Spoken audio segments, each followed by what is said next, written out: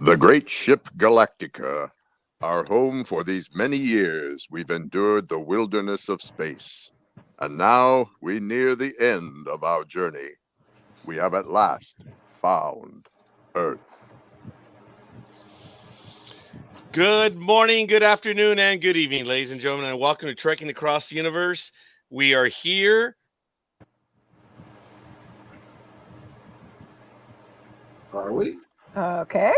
You and I are, Greg, but I don't know about anybody Roger else. is there. He is And frozen. Greg, we've He's got caught in a Liz time vortex. and Adama. Good evening, everybody. Hey. Are Greetings, we greetings. Are we ready to reminisce about the awesome show that was Galactica 1980? Oh, yeah. It had Yeah, only a few good parts to it, as far as I'm concerned.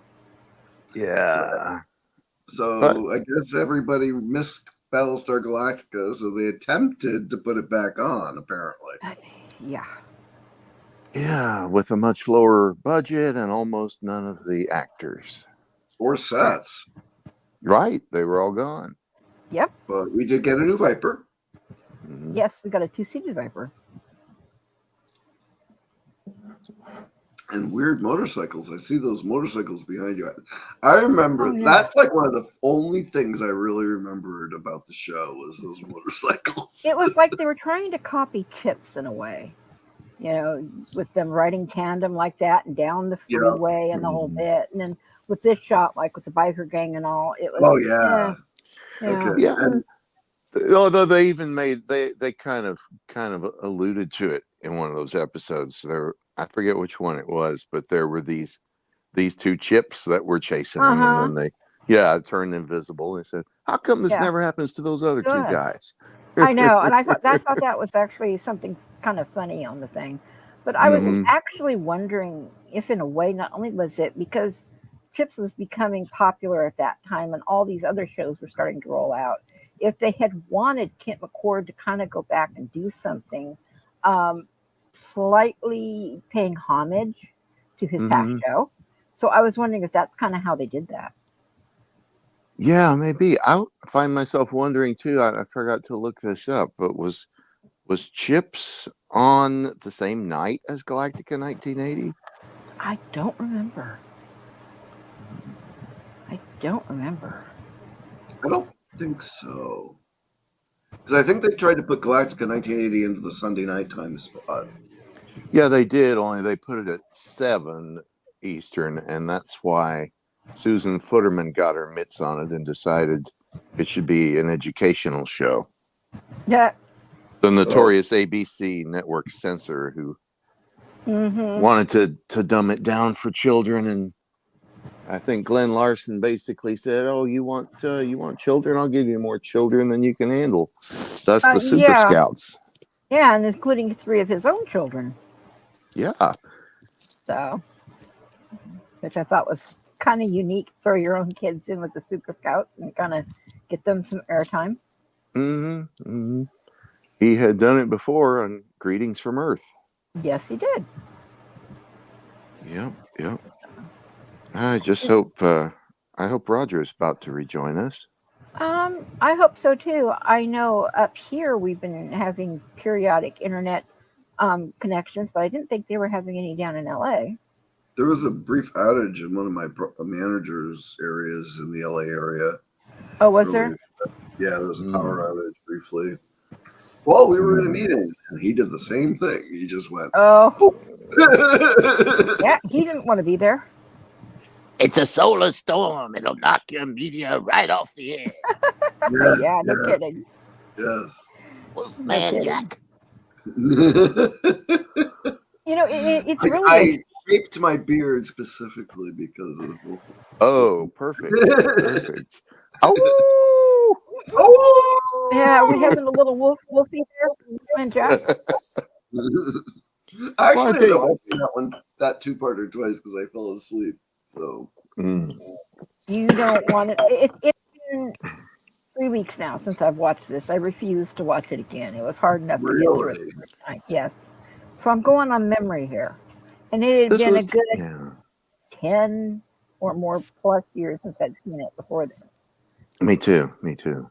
Well, I was surprised when I got a transmission from Trey, and I had the you mentioned all the Star Trek actors, and I was like, oh my God, there's one, there's one, there's one. Oh yeah, they were everywhere. Yeah, They were everywhere. yeah. That's part of my notes. I made a list of the Star Trek and original Galactica actors who showed up in this series. So if we go through it episode by episode, I can note So that. in the very first episode, the television, the news station manager's secretary was on Star Trek. Yes. Who was she in Star Trek?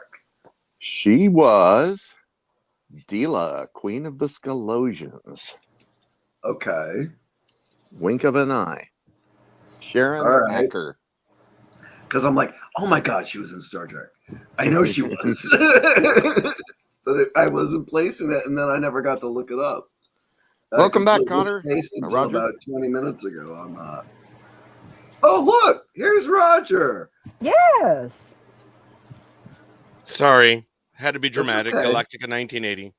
Did you lose power? The Cylons No. attacking LA? No, this wasn't the assault on Earth, but I do recognize where that footage was shot, which is kind of crazy. But anyway, it's I've had 4 or 5 internet interruptions throughout the day. So when it happened again, I was like, okay, here we go. So Well, we just sat here quiet till you came back in. Yes. I heard the quiet. I really didn't even get mad. I was just like, it's happened all day. So it's like, whatever. So I was like, all right. Well, you guys were talking about an actor, female actor? Yeah, so one of the things that was really neat about this is some of the the minor characters that were on and guest stars that were on. A lot of them were very recognizable from Star Trek. But the first one, it's like I wanted to go back and look her up and I didn't, so I had to ask Adama here. Yes. Yeah, there was one actor, I believe he was in Super Scouts Part 2. He was one of the sheriffs. He had... Yep. Yeah, did you recognize him from V? Oh, yeah. Yep. He was the one that the other cop tells him, dude, what are you doing? He says, dude, the only thing that's changed is the ones giving orders. That's it. And he ends up being like a dirty cop throughout the whole series. And tiny bit of trivia, he's also the one that gave the gardener a hard time when he's got the family underneath the bed. And he's, where are you coming from? El Tepeyac. Never heard of it. Now, that was one of those real live moments coming onto the screen. That actor was famous for going to that place almost daily. So they actually got it into the series. I'm coming from El Tepeyac. Never heard of it. So it was kind of cool. But anyway, those tiny bits of trivia. Sorry. TV's back. So I guess I must have internet. But anyway, I jumped way ahead. So where'd you guys leave off? Oh, we're just getting started talking about the rewatch. Yeah. And I made some notes, but I kept them very brief because I don't think,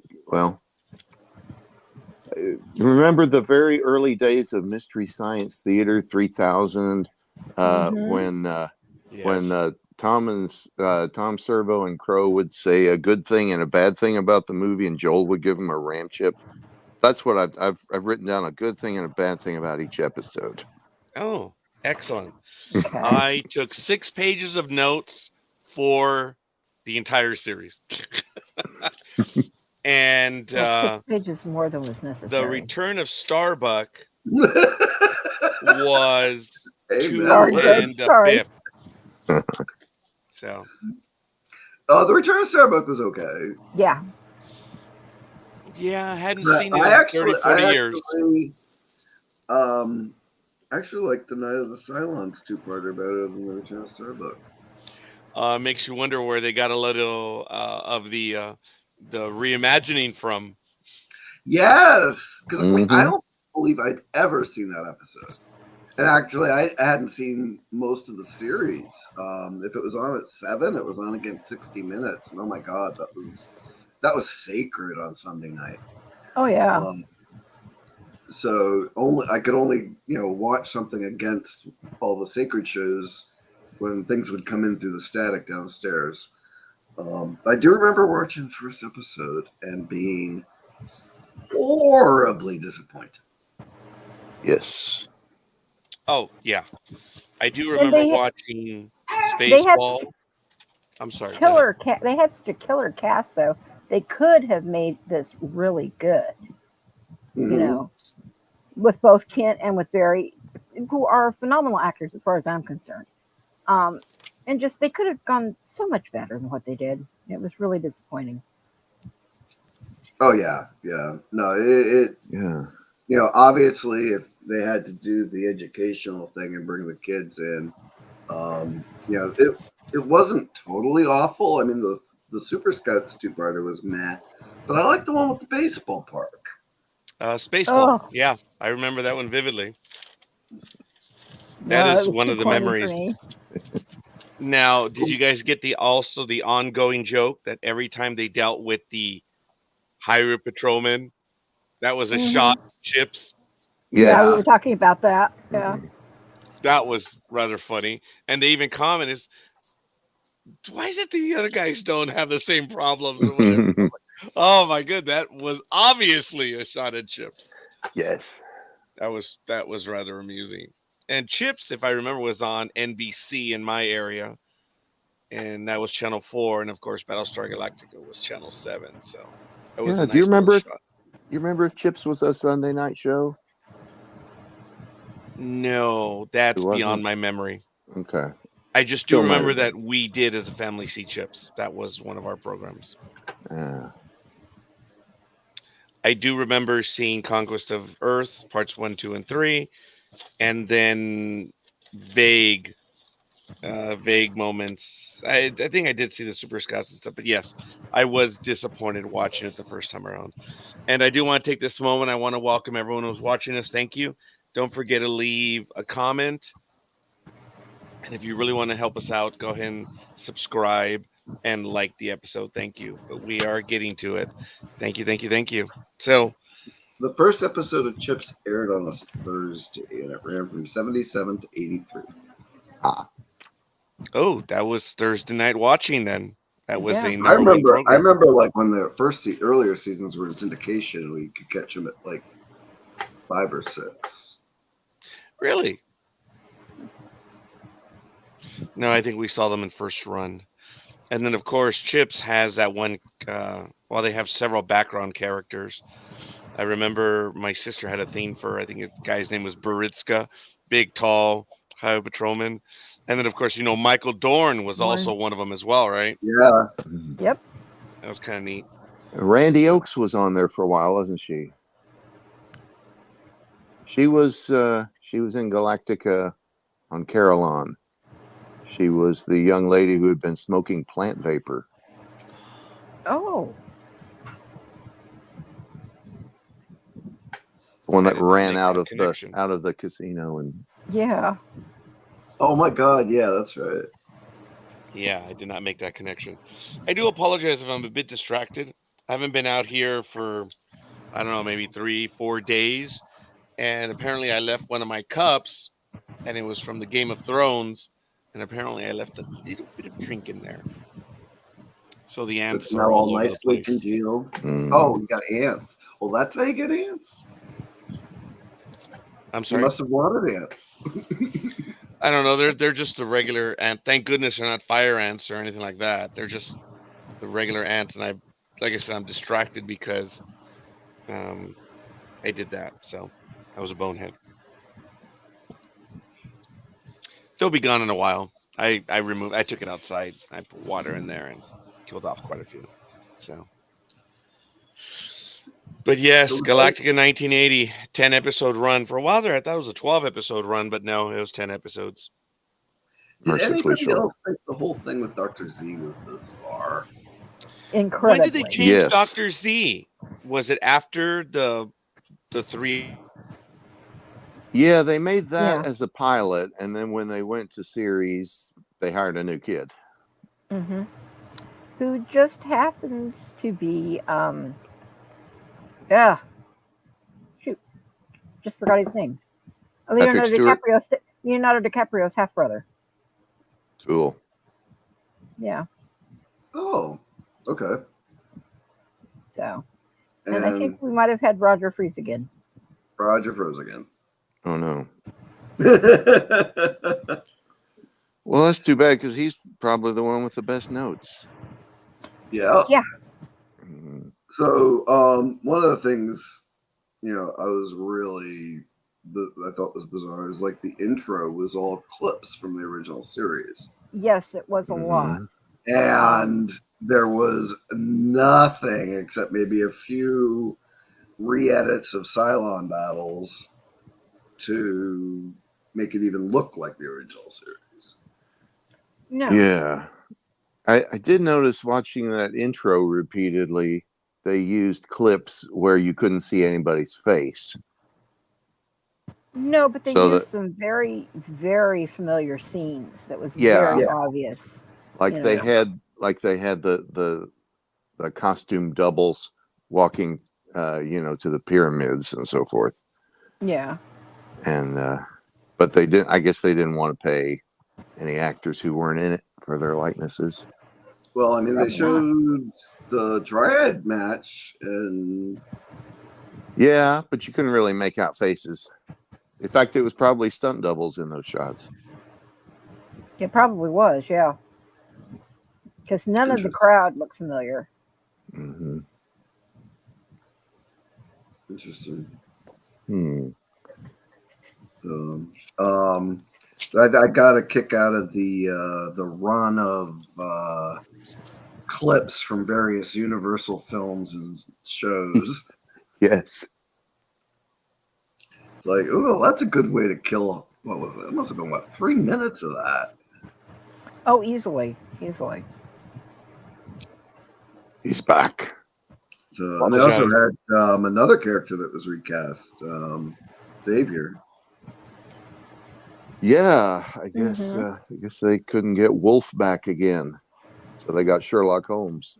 Yes, yeah, Jeremy Brett. I think that's one of the reasons why I like those episodes that he was in, because I love those Jeremy Brett Sherlock Holmes. Yeah.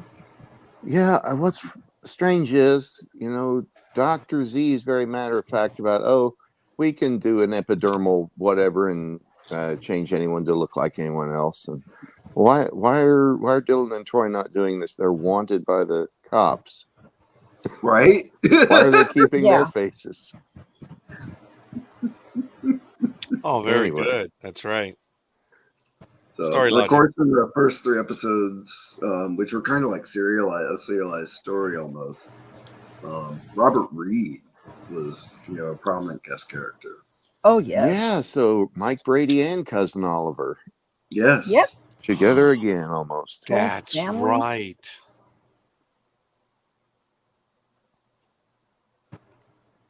Now, where they did the filming on the freeway? That's the 210 freeway. I've driven it much and often. I've driven through there. I know exactly where they were filming. And it was just before the freeway opened. And it's up in the Mission Hills, Pacoima, San Fernando area. And a lot of the filming throughout the entire series was filmed up there, as well as Santa Clarita. And I kid you not, almost every place that they went to film, I'm like, oh my goodness, I've been there. It's like, and I recognized quite a bit of it. And because I wouldn't have been surprised if the stuff in New York City was actually done in LA. Oh, I swear that looked like the Paramount back lot. Yeah. Oh, when they were up on the car, they did the wheelie or whatever.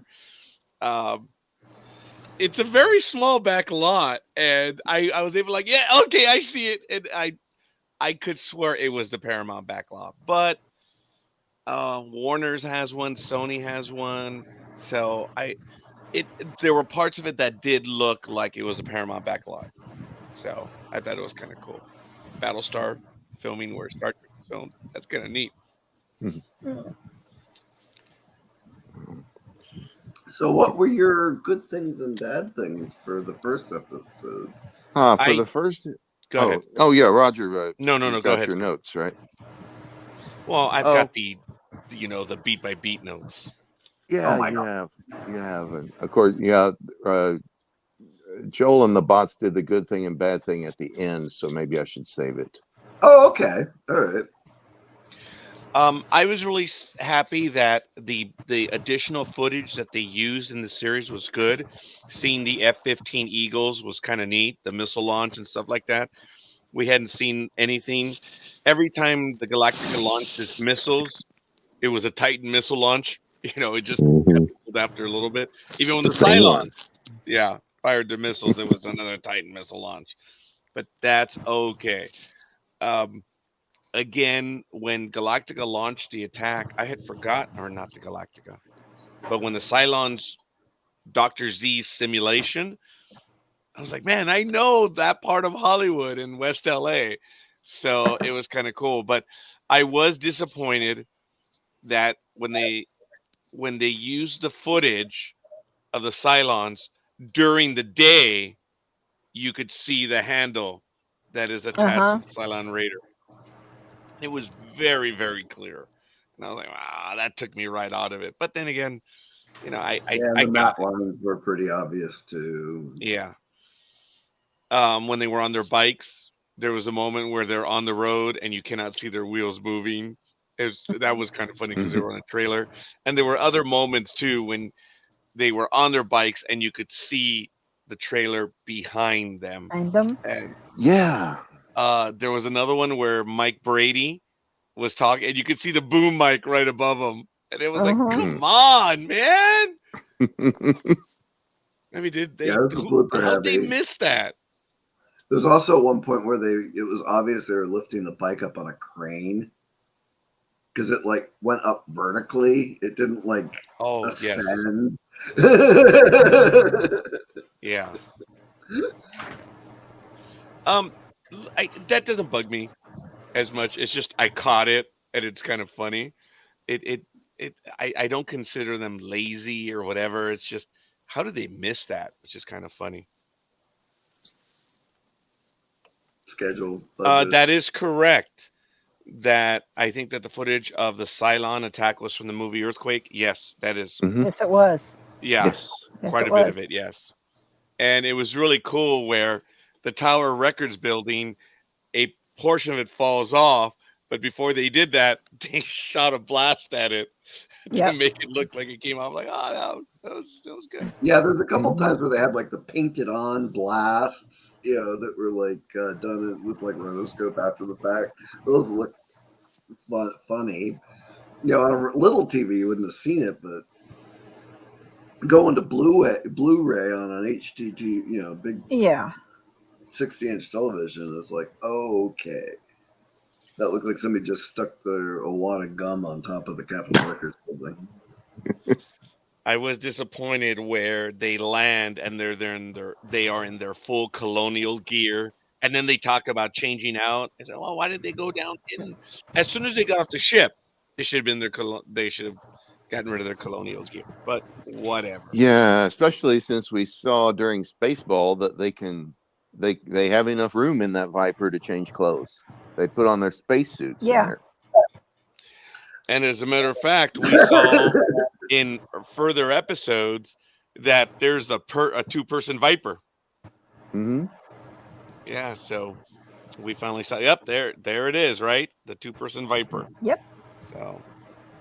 And they could get the bike up in underneath in the back, apparently. Yeah. Now, there was a subtle jab. I don't know how deliberate it was, but when the silent attack is going on the simulation by Dr. Z, there's this. I don't remember. I guess it is Sunset Boulevard, not Hollywood Boulevard, but it's Sunset where you see the Cinerama Dome. where the movie Battlestar Galactica premiered, and the Cylon craft goes down and blows a hole in it. I was like, And that was another one of those lovely rotoscope damages. yes. It looked like the Capitol Records building was like partly a model and then Yeah, I thought partly. so Well, that too. was from the movie Earthquake. Oh, that's Earthquake. okay. And I thought they had done something when they did the movie Earthquake. They'd actually used a model. Yes, but let me tell you, watching the movie Earthquake did look real at the time. Oh, it definitely did. Yeah, I remember watching that live. That was some crazy stuff. I should have gone back and like freeze framed that and like scrutinized it a little more closely. Knowing that we review these episodes now, I have to go to the building where they meet the doctor. I forget his name. Mortensen. Morton. Thank you. I've been there. I've stood on the steps of that building. It's like, man, now that we've done this, now I have to equate that. I tell you, I've been to that park where the Vipers were, and it's like, jeez. I should have had pictures while I was working. Oh, I'm sorry. I hope I didn't say anything out loud. But I've been to a lot of those places, and it's kind of neat. I had forgotten that they had done the filming there, and I remember some notes. If you do a Google search for a particular movie or TV show, it will point out where the filming was. I do the hospital for Scrubs. It's now gone. The hospital was not being used. They took it down, and now there's just housing there. It's kind of sad. Kind of bummed by that. Well, one thing that made an appearance in one of the later episodes, or the middle episodes, I think it was maybe the Spaceball one, the observatory, the famous observatory that anytime they do something like Star Trek Voyager and It's go back always there. Yeah. you gotta go to the observatory. The Griffith Observatory. Yes. Guys, it's like 5 minutes up a hill. That's it. It's that close to Hollywood. It really is there. And if you've ever played GTA 5, yes, that's how close it is to the city playing GTA 5. And it looks pretty cool, man. I've been there. I've been on the game, and I've been there as well, which is really kind of neat. Yeah, well, I tried that game, and I did like down by the airport. I did see some familiar things. Oh yeah, but most of it is just boiler. You know, it's just filler. there are familiar things, yes, and there's a mismatch that the airport is right next to the port, and it's like, well, Yes. that's not Actually, the exactly port right. is where I expected to find the Raytheon building, the old fuse plant. Oh yeah, I don't think that's in there. Yeah, I don't think it is. It's That's not in interesting. That's there. The yeah, port's it's really there. good. A lot of other stuff. I did appreciate the phone booth where they went up to it, try to talk to it, and Yeah. they learned very quickly. Mhm. That was kind of cool, but that was like the Star Trek 4 moment. Computer. Yeah. I did appreciate seeing Mike Brady in there, and I loved how he said, "Not 77 years ago did we just learn to fly, and not 66 years ago, no, 66 years after that, we hit the moon." I'm like, "Oh, very good. 1903, 1916, 1980, boom!" Without saying it, it's been established. So, That made me, seeing we're doing this critically, that made me wonder about the footage of the moon landing that they showed. Because I mean, if this is supposed to be like 30 years later, I mean, were they flying in circles before they got to Earth? Yeah. Well, Foxy I mean, is an adult now. Foxy is an adult now. So how did he get there in 11 years? And I have a fan theory about that. Oh, No. share. Let's have it. Okay. In the second episode, they talk about how they do time travel, and they do it by traveling faster than light. Right. Now, suppose boy genius Dr. Z has contrived a way for the fleet to travel faster than light and get to Earth sooner, so they could travel 30 years while only 11 years pass on Earth. Relativity. Wow.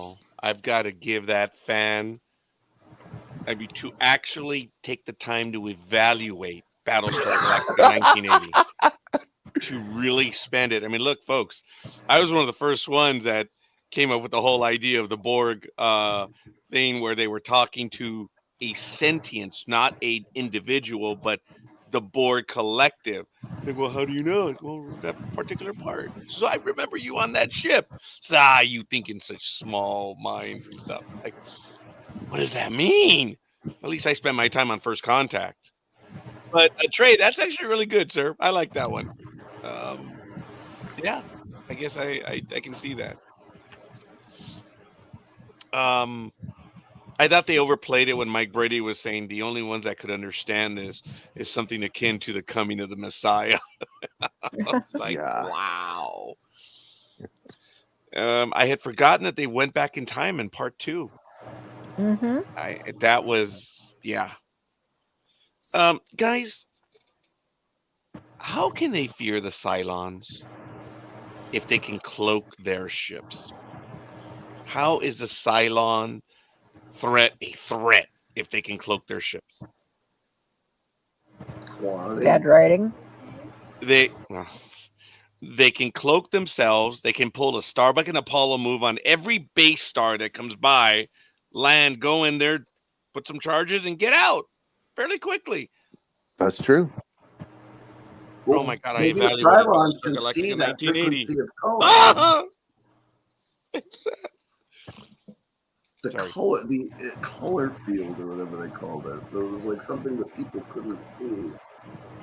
Yeah, but I think there was also a line in there about how it's also invisible to scanners and radar and so forth. So, but maybe the Cylons can see through it.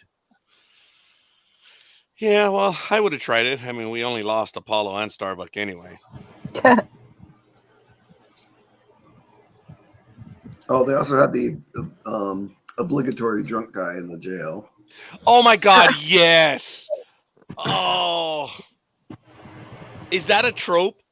That is a trope. Yeah, definitely. That was even a stale trope then. Yes. And knowing 30 years of travel, 11 years different. Yeah, significantly. Man, as much as things change, they always remain the same. I thought it was all right when they went back again, time travel, but I was like, man, that was quick. That was really, really quick. And unfortunately, did you hear when he said, well, I think this is in part 1, we arrived, it's part of a star system of 9 planets, and it's the only planet in the galaxy that can sustain us. Yeah. Dude, did you watch the other 24 episodes prior to that?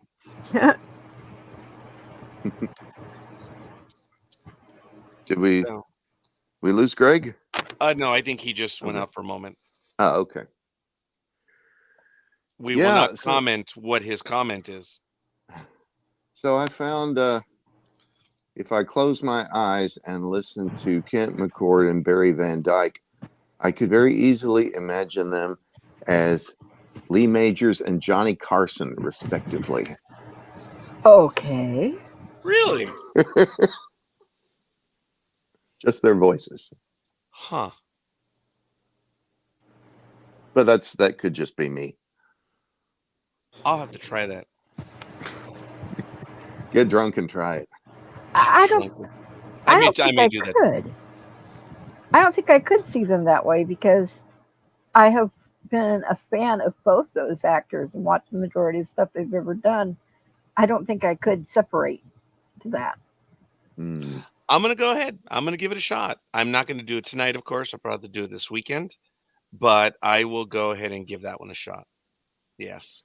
It's just my 70s upbringing, I guess.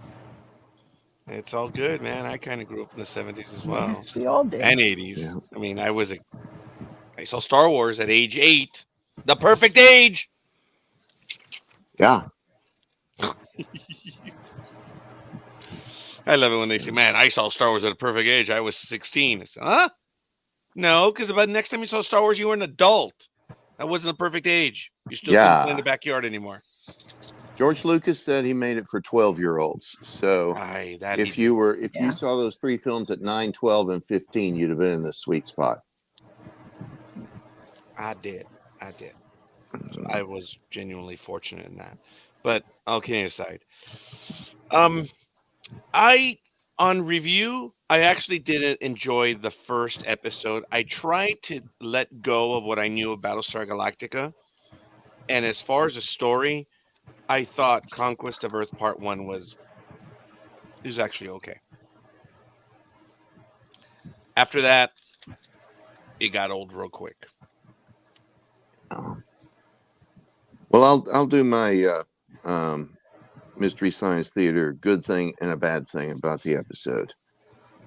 The good thing I wrote down was I thought Mike Brady's character was pretty good for Yes. the kind of stock character he was, because he was sort of the obsessive scientist, but he was not the two-dimensional obsessive scientist. And we had some dialogue that with the demonstrators down there, and he's saying they're real people, they care about their families, I care about their families, so he's not just they don't understand me, he wasn't that. But Yeah. that was my good thing for that episode. The bad thing was the really annoying kid at the very end. Oh Willie. yeah, Willie. Yeah, very good. I thought he was all right in Part 2. Yeah, Part 1. I always thought it was another trope, if you would, that you have to have the almost stunted kid, golly, it's a spaceship. Oh God. And it's like, I don't know. I mean, Well, actually, my bad thing for episode. episode 2 was the kid's dad. Spoiler, but I found him really annoying too. Yes. Oh, and by the way, where the Vipers landed in 1944 was the same park that they landed in 1980. By the way, Wow. I was like, doesn't even look like Germany. There should have been more From a trees. slightly different angle. Very good. Yeah. Yeah, I was very impressed that where they were in Germany looked a lot like Southern California from the vegetation. Yes, that's why Yeah. I was like, there should be more trees there, man. Come on. That's one thing that Germany is still known for, is having that old growth forest of what's left of the original European forest. Yeah. Yeah. Again, I was kind of interested on how they did the actual time travel, but I couldn't even understand their science, the sciencey techno babble, as they call it. Yeah, like accelerate against the rotation of the Earth. What does that mean? And you subtract days. What? Yeah. Well, they Or- driving around the Earth instead of the sun. Had I been there, I would have said, "Oh, you mean the Superman effect?" The Okay. Superman effect, yeah. Well, I mean, pretty much any theory of time travel is gonna be, you just have to give it to them.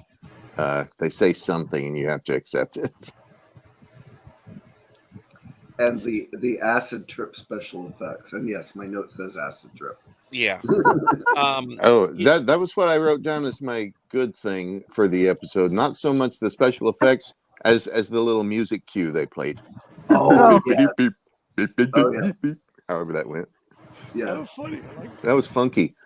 it was funky. that. Yes, it was.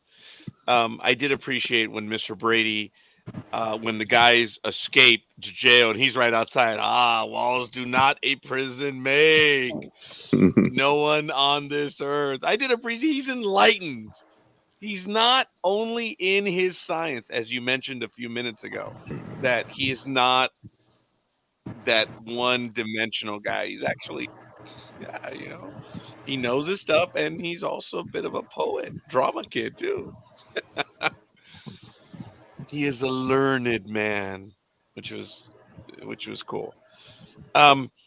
Again, knowing they can do time travel, I would invite the whole Cylon fleet to attack Earth. And knowing you can do time travel, no problem. Take the Vipers back, ambush the Cylon fleet when they're, okay, anyway. that creates the problems. What they call Paradox. the paradox, yes, or the whole thing.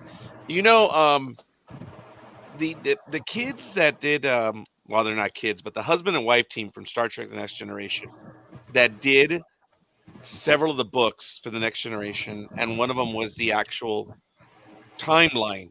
They talk about time travel in there, and it was really, Oh, really the Akutas. Mhm. the Okudas, yes. And it's like the entire history of Star Trek. And it's really cool. No, I think I packed up that book. It's in a box somewhere next to my Star Trek encyclopedias.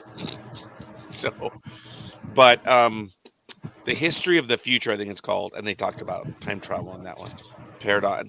I think they say there's 4 different types of time traveling, and they don't believe in it, surprisingly. Oh, I should mention in episode 2, we had a whole host of Galactica veterans appearing in there. Not only Mhm. not only Yeah. Richard Lynch, but we had Ted Gehring as the sheriff, the guy that played Yes. Yep. Crode. We had Kurt Lowens, who played Krebs from the Eastern Alliance, as the German colonel who shoots himself in the foot. That's Bruce right. Bruce Wright shows up as a character called Aide. I guess he was an Air Force aide or something. Yeah. But yeah, he played 3 roles in Galactica. And then finally, one of the cops was John Zenda, who was one of the more obscure Galactica actors, but he was the guy in the bunk when Colonel Ty was saying, "If I ever see uniforms in this condition, you ain't gonna get it," or whatever. And he straightens his uniform. Oh, But he was that's doing a right. lot of background shots too. Yeah. Now, did you guys notice that? Now I am jumping ahead. When Herb Jefferson returns, I think it's in Conquest of Earth Part 3. He has the. He looks the same. So I Yeah. don't see why they couldn't have brought Starbuck and Apollo back. But I know it was commitments, money, and the direction that they were going in. Well, didn't they dust a little gray in his hair or something? When he was actually on whatever makeshift set they were trying to pass off as a control center. Yeah. Yeah, the bridge was gone. That broke my heart. The set was already no more. Oh Mhm. yeah, no, I'll rant about the sets a few more times here. They did have Adama's office or ready room, or His quarters. yeah, Mhm. somebody must have kept the wall with the oval window or something. Mhm. Yeah, and they did have some of the hallways as well. Some. And there was a lot of footage of fire in space when they Mhm. were, yeah. And the Oh, there energon was or whatever that machine was to use the fire, whatever. Yeah. a lot of the space stuff was reused or re-edited, like the battle at the beginning of Super Scouts, the battle at the beginning of Night of the Cylons. You know, they were definitely not redone. Now, The only thing that was new was when they showed the close up of the Cylon ship. That was a new model. okay. Now, why were they wearing the white uniforms? Oh, because the time travel affected the artificial materials in the uniforms, Yeah. and then they appeared white. Did they say it in the episode? Yes. Yes. Oh, I must have been when I nodded off. Darn it. I actually nodded off on the final episode of Starbuck. I couldn't believe it. And all of a But sudden I'm they looking, changed what the hell am I back looking at? when they went back to the current present. They changed back. Yep. Yeah. Hmm. Maybe it respun the DNA in the fabric. I figured it was something where they were going to bring the ships of light back, Oh, so did I. but we'll never know now. And Mr. Larson did finally pass away, didn't he? Or is he still alive? Oh, I think He you're is right. deceased. I think he Yeah, died about 10 years ago. yeah.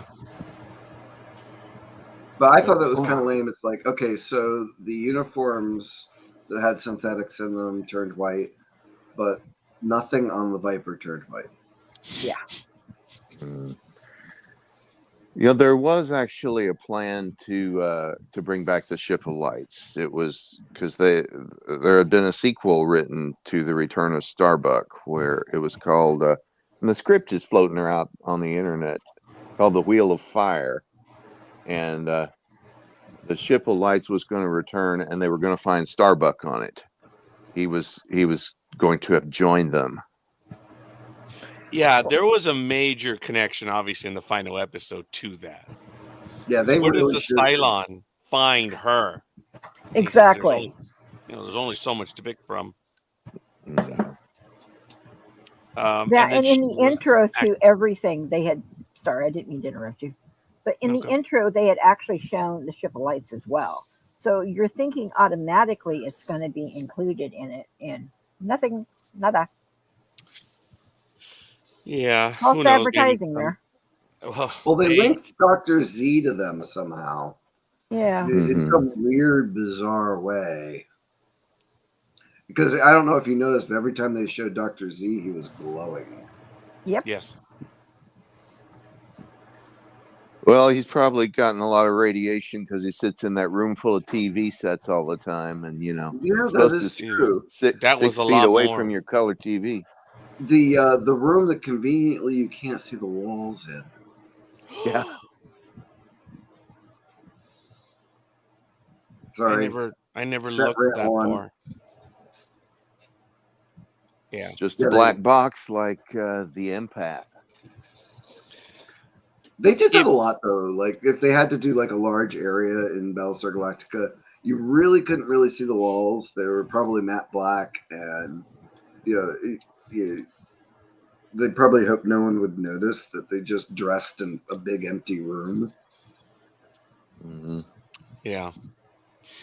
I will say that Galactica did change the timeline as we know it, because they're implying that what's his face went back and gave them everything for the V2.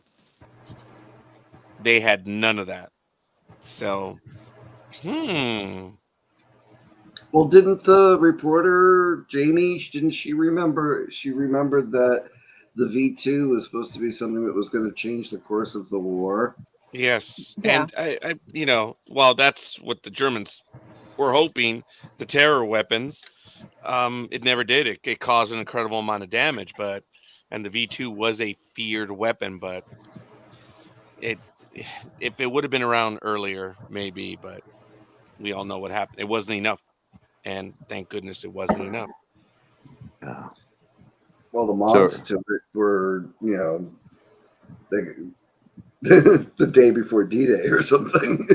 Oh yeah, yeah. And then at midnight, they say, "Oh, we gotta go." They're landing. No, they didn't land at midnight, dude. Nope. But that's okay. That's all right. I did appreciate how she knew enough of history. She said, I got straight A's in history. I just looked at her like, what does that mean? That was... Mhm. Yeah. As the series moved forward, McCoy and is it Van Dyke? His name? Yeah, McCord and Van Dyke. McCord. Captain Thank Troy. you. Yeah. Yes, and Lieutenant Dylan. They played the fish out of water well, I thought. There was a consistency to them throughout the series that it's a shame it only went 10 episodes. I know I just said that, but I wonder where it would have gone and what Mr. Larson would have done. Look, guys, Larson was a creative force. And once he's able to establish his stuff, I would have loved to have seen where it could have gone, but the ratings weren't there. People after what did we see part 1, 2, and 3 on the same night? No, I Was it a think it was 3-hour shown premiere? in over 3 weeks. I don't Over think it 3 was ever weeks. joined. I remember the first episode. I don't remember the second, and I definitely did not remember the third. So I think I saw the first episode and I said, "This is the new Galactica." I was so disappointed. Oh, by the way, in episode 3, we have another Star Trek guest. Yes, we You do. spot him? Yeah. Tommy? Dr. Corby. Dr. Corby. Oh my goodness. That's right. Wait, who was Dr. Dr. Corby? That wasn't even the one I was thinking of. Who did Dr. Corby play? Dr. Corby was the where they go to The contact in Germany. Yes. Oh, that's right. I knew it was Oh, someone in Star gosh. Trek. The old guy in the bookshop. Yes, did Yes. you miss that one? I missed that one. I saw a much more obscure one in there. It was one of the cops who drive Xavier to the broadcasting building is Charlie Brill. Arn Darvin. Oh, that, yes. Yep. Oh my goodness, you're right. Yes, now I do remember. Yes. Yep. Yes, Roger Corby escaped my notice, though. He was well disguised. He was in the Resistance. Adama. He had glasses. We on. caught Corby. We missed Arnie. Did you get them both lit, or did you get one or the other, or didn't see him at all? I saw the other one, but I didn't get the ones that you guys got. I didn't go back to check that one. I didn't make a note to check who that was. The only one I made a note to check who it was the secretary at the news station. Oh, okay.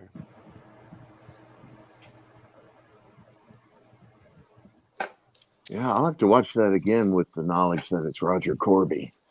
Yeah. Yeah, because he was in a few scenes. Mm-hmm. In 2 and 3. Yeah. You know, the first part I thought was part 1 was I'll give it a B. Part 2 was a C, and part 3, I'm being polite, it was a C minus. It's just, and this is just looking back, trying to see if there was a story there and stuff. I think there is, ignoring the original Galactica. Yeah, it was a decent enough start, but it was just so disappointing when we had seen the original Galactica, and now we have this. Right. I can be kind to it on its own merits, but I also know where it came from. And when we flash signals, where you're from, I've never done that in life. Oh, maybe I should do my good thing and a bad thing about episode 3. Please. I thought the good thing was the idea of Jamie joining the crew at the end, which was promptly dropped as soon as they went to series. Yeah. But that was cool. I heard somewhere that the network censor thought she looked too hot in a Galactica uniform, so she didn't want Jamie wearing the uniform. Yeah, but I don't know if that's true or not. The bad thing I put down was when the kid is showing the Air Force where the Vipers are, and suddenly, Willie, you're gonna miss your school bus. Does that school bus always come down a dirt road in the middle of a field and pick him up there?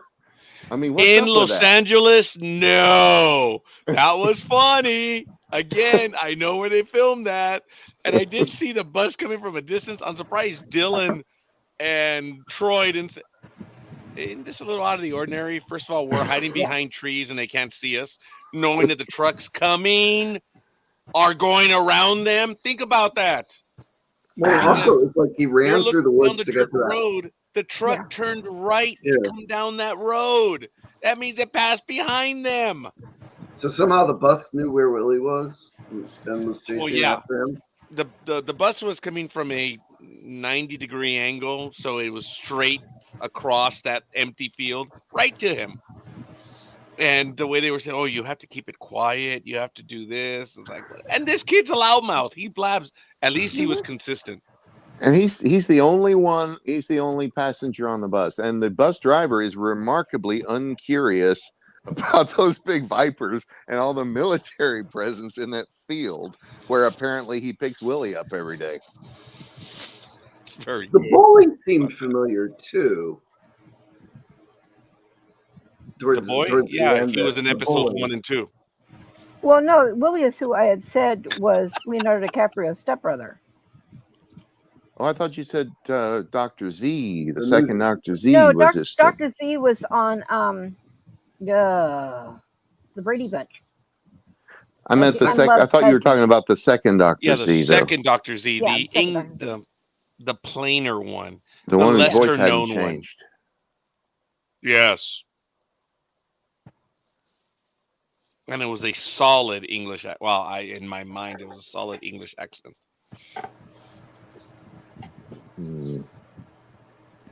Should we leave the first 3 episodes behind and progress?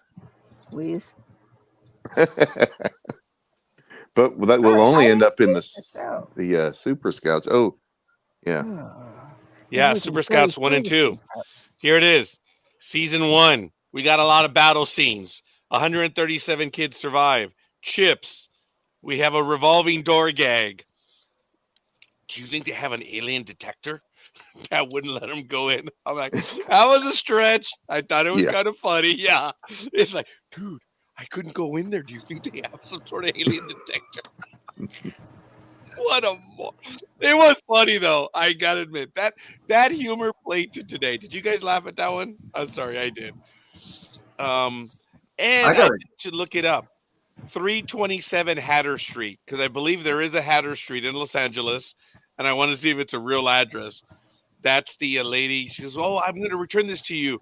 Where do you live?" "Oh, no, are you kidding? I had 327 Hatter Street, which I'm going to move right away the minute you leave." That was done before. I forget where and how. And that was the name part of it? 1. Chips.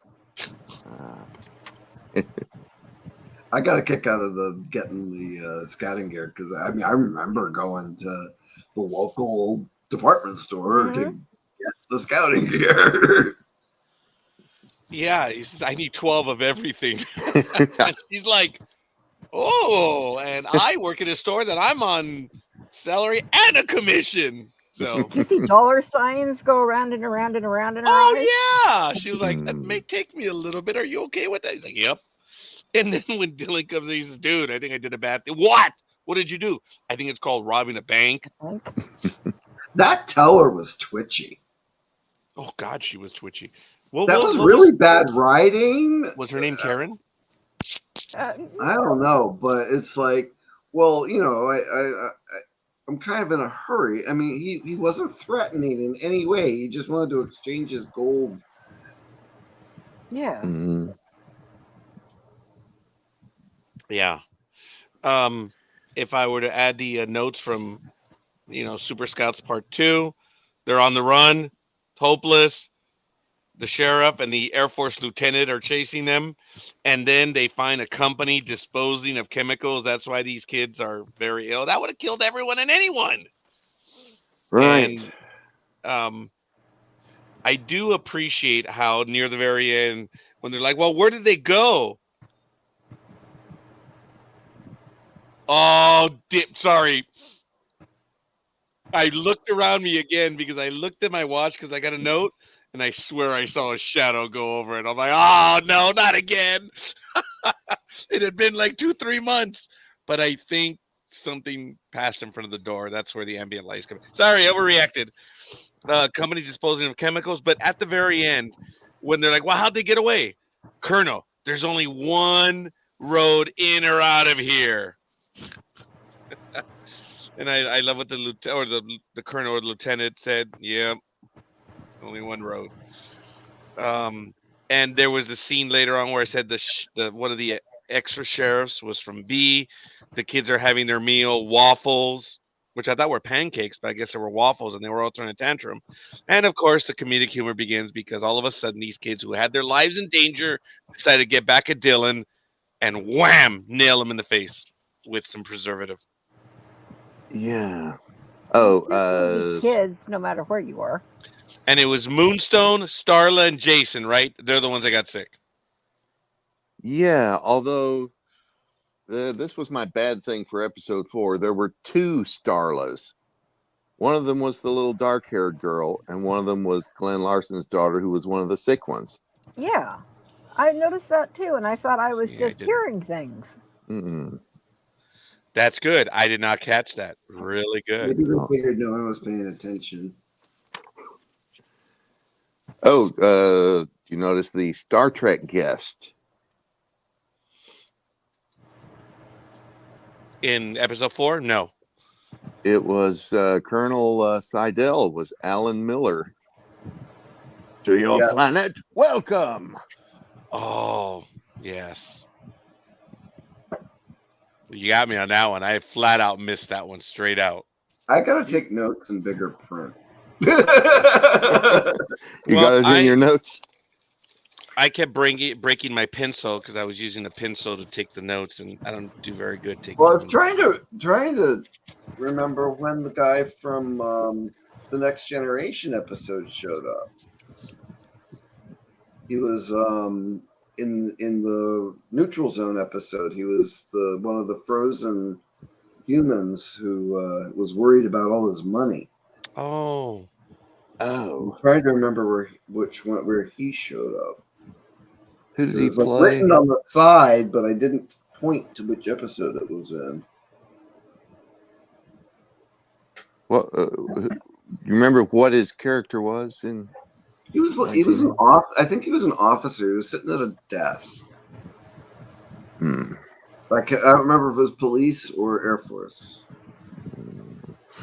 Oh, was it Colonel Briggs in the Ninth of Cylons landed? Was that him? Oh, maybe, yeah. The one who Oh. replaced Colonel Seidel.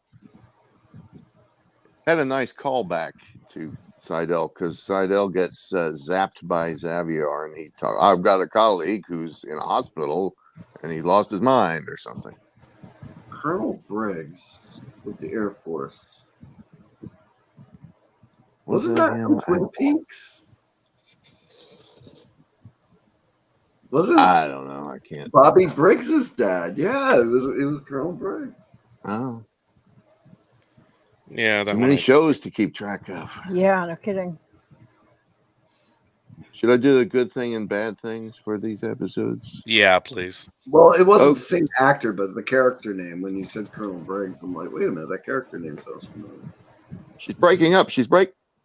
Yeah, You back? Okay. I'm still here. I'm here. Okay. Yeah. Signal broke up a little, I thought, but Sorry, it happened. okay. For on this network. episode 4, yeah, it happens to the best of us. Aw, Episode thank you. 4, I thought it was good to see Boomer flying a Viper again. Mm-hmm. Yep. Was that? I couldn't tell if that was new or canned. It was there was new dialogue, so I thought couldn't it tell was if his new. mouth was moving from where I was sitting. I didn't get to the screen in time. It looked like it was new, not canned. I watched that a couple of times because I was trying to figure that out myself. And I don't remember that exact scene footage in any of the others. yeah, I mean, definitely his cockpit shots where he had lines were new. The bad thing I thought was that stupid song they sing around the campfire. Oh God. Yeah. Yeah, fortunately, they kind of don't stay on that very long because they start getting sick. Yeah. Yeah, and they didn't Should have been reprise row, it. row, row your boat. Yeah. Well, the good thing I have for episode 5 was the anti-gravity ship was sort of cool. Like, a new ship, this flying saucer. No. That was the best Yeah. I could come up with for that episode. Yeah, the close-ups. Close-ups weren't that great. Yeah. And The again, interior was interesting. the interior was pretty cool. Very, very late 70s, early 80s. Yes.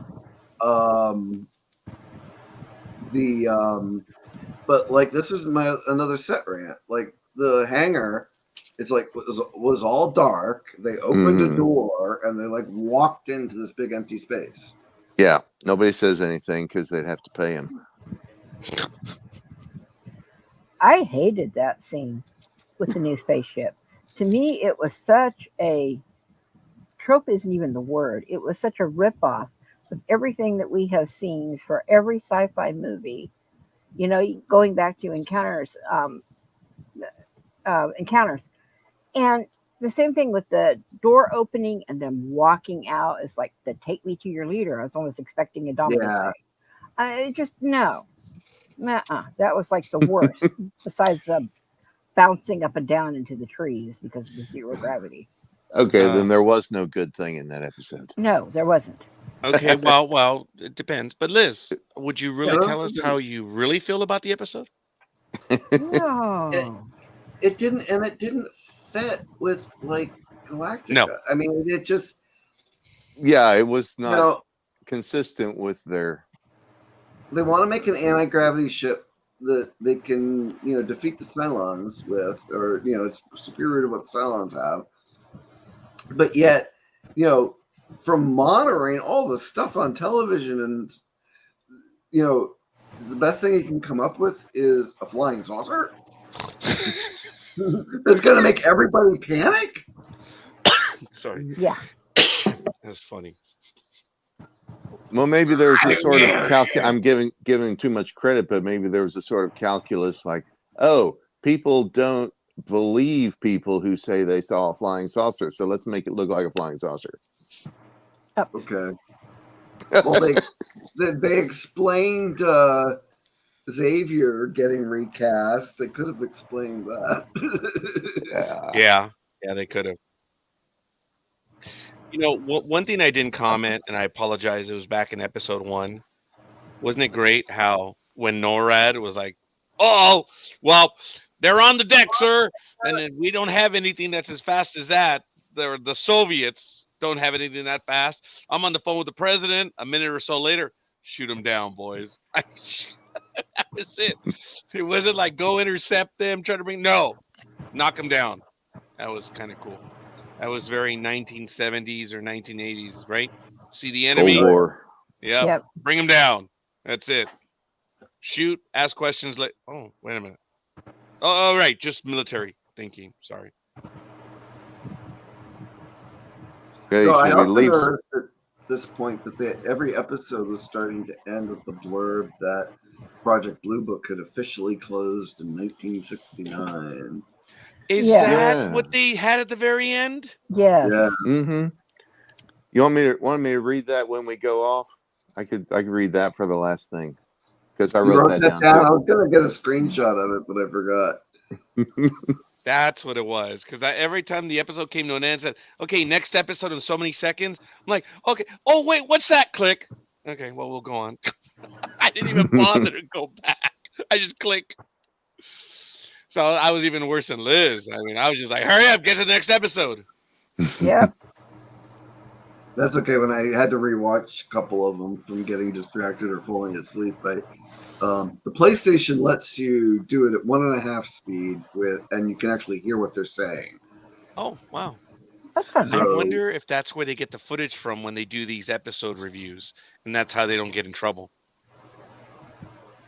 By doing it 1.5 speed? Yes, because that doesn't equal the copyright footage. Have you noticed that a lot of them do it at 1.5 speed? Did you freeze, Greg?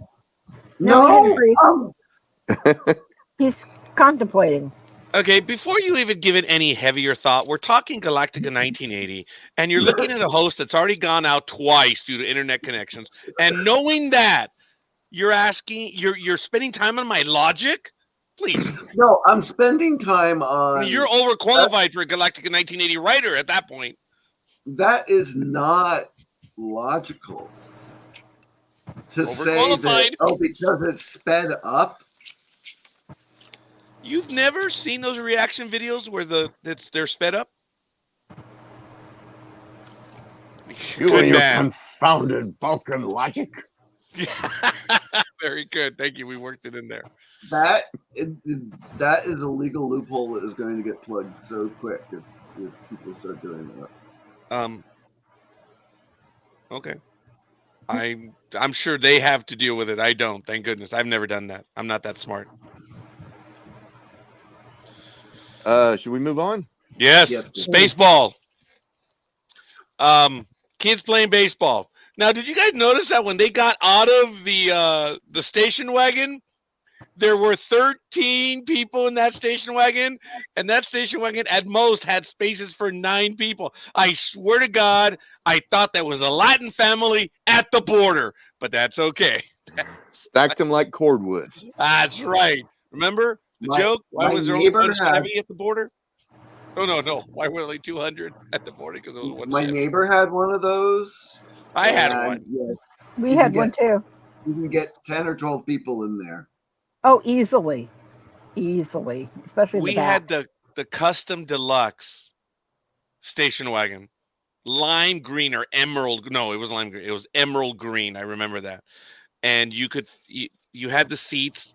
It wasn't a straight back. It was where they folded up on the side, so you could have 2 people and 2 people in the back, and then Mhm. 3, and then 3. So it's 3, 6, 10. 10. But you notice that they got 13 people out of that station wagon. They're little kids, especially if The front the seat seats and the in the back back seat were were There's big. both only so many seatbelts. Oh, come Who needs on! This was seatbelts? late It's 70s, early 80s, 1980. for God's sake. What's a seatbelt? Hey, look, we all rode in the back of a pickup truck, right? We all lived. Oh yeah. Adama, did you? Greg, Liz, I did. Oh yeah, I did. on top of the Yeah. hay. Oh, I Heck of I a- did something like that too. Yeah. And definitely sliding around loose in the back of a station wagon. oh yeah, Oh, that was fun. Mhm. yeah, we did. Whole different world. No one got hurt because our parents didn't drive like fools, man. So to keep the hay from falling off the truck, the dad said, "Put the kids up on top of it." So you could, yeah, hold it down. Exactly. Oh, I've seen that. You're right. I'd forgotten about that. Man, how the world has changed. Jeez. I enjoy the the lamest thing being a guy who played baseball. The little girl, the littlest one of them all, was the pitcher. And she would throw the pitch, and it was coming in at 90 miles an hour. I'm like, all right. But seeing the kids jump up and make the plays, I was like, and no one thought that was out of the ordinary. Yeah. Other than that, It was a as fun far as a episode. baseball kids movie, it was okay. How do you lose when your team is the Polecats?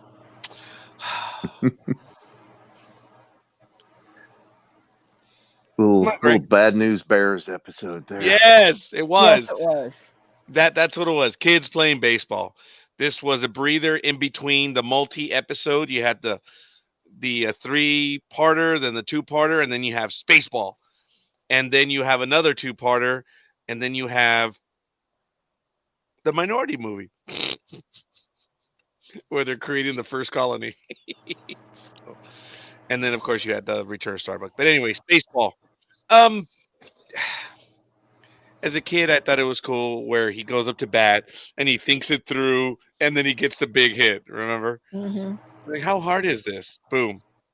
Yeah. And speaking of that kid, the red-haired kid, did you notice he was Wellington in this episode and subsequent episodes, but in Super Scouts he was Jason. They changed his name. No, I did not Didn't catch notice that. that. He was one of the sick ones. Ah. Oh well, maybe they. He got so Yeah, sick his Maybe name that's why I changed. was having trouble Amnesia. keeping his name straight. Mm-hmm. That's a shame that they kept changing their names. Come on, guys, be a bit consistent, I suppose. But Yeah. It was a kids' movie in baseball. What are you gonna say? Would be that character. I'm sorry, Greg. Maybe they figured whoever could do the lines was that character. Maybe. Yeah. Well, my favorite thing about this episode, which I wrote down, was: did you notice the opposing team, the Cougars, when they went up to bat, they had that announcer giving the players names, and it was little Frankie Lupo, little Jeffy Freilich, and little Gary Winter. Hey, all those are the writers and producers, producers right? on the show. Yeah.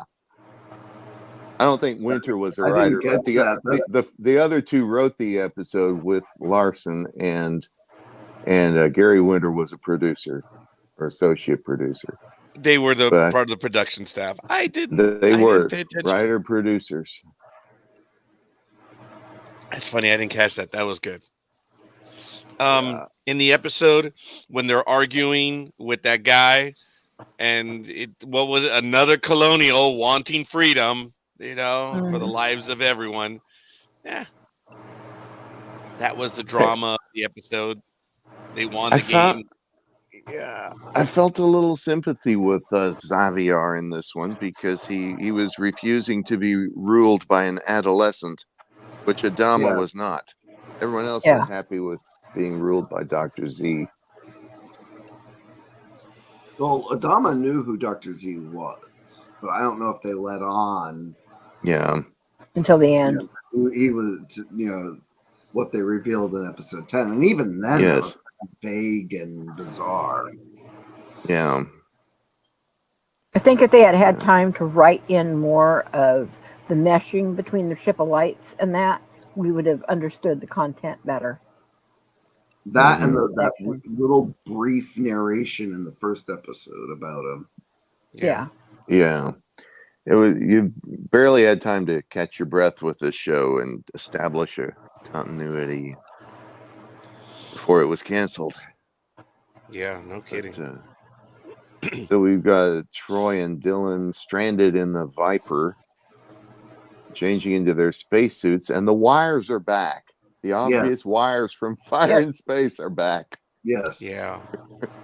Not only the wires, but the padding where the harness goes under his coat. You can see it. Well. That and the horrible freeze frame when they did the long shot of the Viper showing it not moving. But when they were in the cockpit, the stars are moving. The stars are moving. Yes. So the rear projection outside the cockpit mock-up is moving. Yes. Yeah. Although I did get I did particularly like they opened up a piece of the Viper and it actually looked like machinery. I like that. Yeah. Somebody actually spent a little time on that. Yeah. It looked like they were spending money on the series. You had a lot of people involved. There were a lot of extras. This was a lot of money being not in the way that Galactica. It was all visual effects, right? So yeah. Well, they were still spending, but not in the same manner. Yeah, but even when they showed the bridge, it was reused from the original series. Oh yeah, on every scene. That was Omega when you were looking down at him. Yeah. It was like, oh, did Omega make it? Well, we'll never know. We never see him. But that's all we saw the bridge was that look down view because you never see the bridge. You see something that was filmed in my garage, the corner right here. Yeah, very. Or the big black rooms with minimalistic sets. Yeah. Oh well. Well, my worst thing from this episode was really bad editing. Did you notice that when they cut back to the Viper, Dylan and Troy had the same conversation twice in different scenes? Yeah. Think about, well, we're not burning up any fuel. No, but we are using up oxygen. It's like deja vu. Yeah. We're 2 minutes short. Oh, let's just use this alternate take as a segue. I'm looking at my internet meter here, and I may drop out again. I apologize. I'm seeing the little thing go from solid to not solid. So if I drop out again, I apologize. What were your thoughts, Liz, on this episode, and Greg? Like I said, these I would prefer to forget as far as I'm concerned. I know Okay. that some of the others were graded. This one I would put as a D, if anything. I was not a fan in any way, and I know that some of you had some, decent things, but just the it looked not even that it was you're not even phoned in. It was like there's no effort even tried anymore. We got Yeah, some of these here, good cast, these good people, actors to come in to do these parts, and then just said, "Oh, what the hell." That was my opinion on most of this stuff. Maybe yeah. they I mean, didn't to get have the Jeremy money. Brett, and, like that, and not take advantage of it was. I don't know. But I mean, there were the whole ball game thing was fun. I liked when they, when the kids were told to go hit the bench, they went in, they were smacking the bench with the gloves, and it's like some of that was charming. The I mean, none of these were stellar, so it's like having to watch them, I was trying to enjoy them. One thing that occurred to me, uh, how in the first episode they had a bunch of Muffets, a bunch of the robot Daggets Hmm. that the kids were playing with, but they get to Earth, and like nowhere do these kids get to meet a real dog on Earth, which would Yeah, have been such a trip for them, and it would have been a great moment for Boxy, who lost his real Daggett back on Caprica. And like it had Yep. been 30 years, and like to get to see a real dog again, but that Oh, you're missed right. opportunity. Even It Willie's was in dog. episode 1. yeah. When the kids were Lots of circled around, I think it kids, was three of them. lots of Daggets. It was right after they were talking about Dr. Z and his cerebral mutation. Uh-huh. Yeah. I thought it was in Super Scouts. No, it No, was there right were there. two. No, you're right. Never mind. It was. It No, might have been Trey's the right. I previous. mean, Adama's, It might well, of it course, might have been Adama. in the previously or something. I thought I remembered seeing them again, but No, because at that point they were all being shuttled off the education ship, right. and they wound up being down on Earth. They never had a chance. Mm. Oh, right. Yeah, and this was where rather than having practical smoke on set, it was like an overlay. It was like really Yeah. bizarre.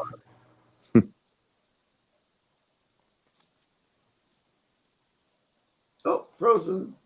Me? Again? No, No, sorry. no, he's not. No, he's Oh, not. falling asleep. Sorry. You okay? Just Are you sure with us? I'm here. No, he's not. He's Sorry. moving. Sorry to disappoint you, Greg. turn your head occasionally so we know you're still there. Yeah, sorry. All right, well, fair enough. We're already 6/10 of the way through. Another two-parter, Night of the Cylons landed, part 1 and part 2. Centurion and Human Cylon, Halloween, Wolfman Jack. That was part 1.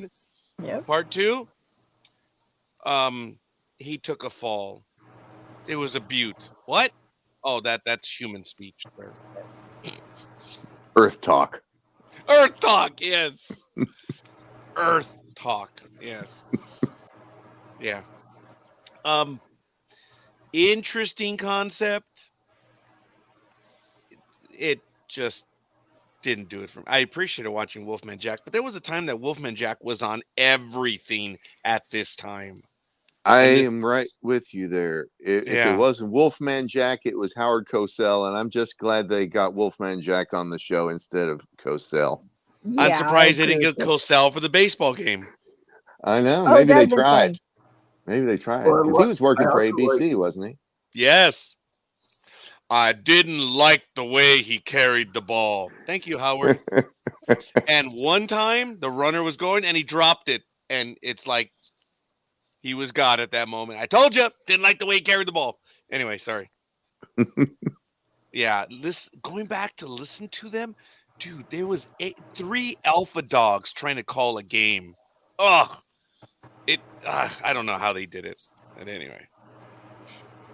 Yeah, Wolfman Jack was in everything. I remember that. So that was kind of cool. I do appreciate that. Trey, that I preferred him as opposed to Howard Cosell.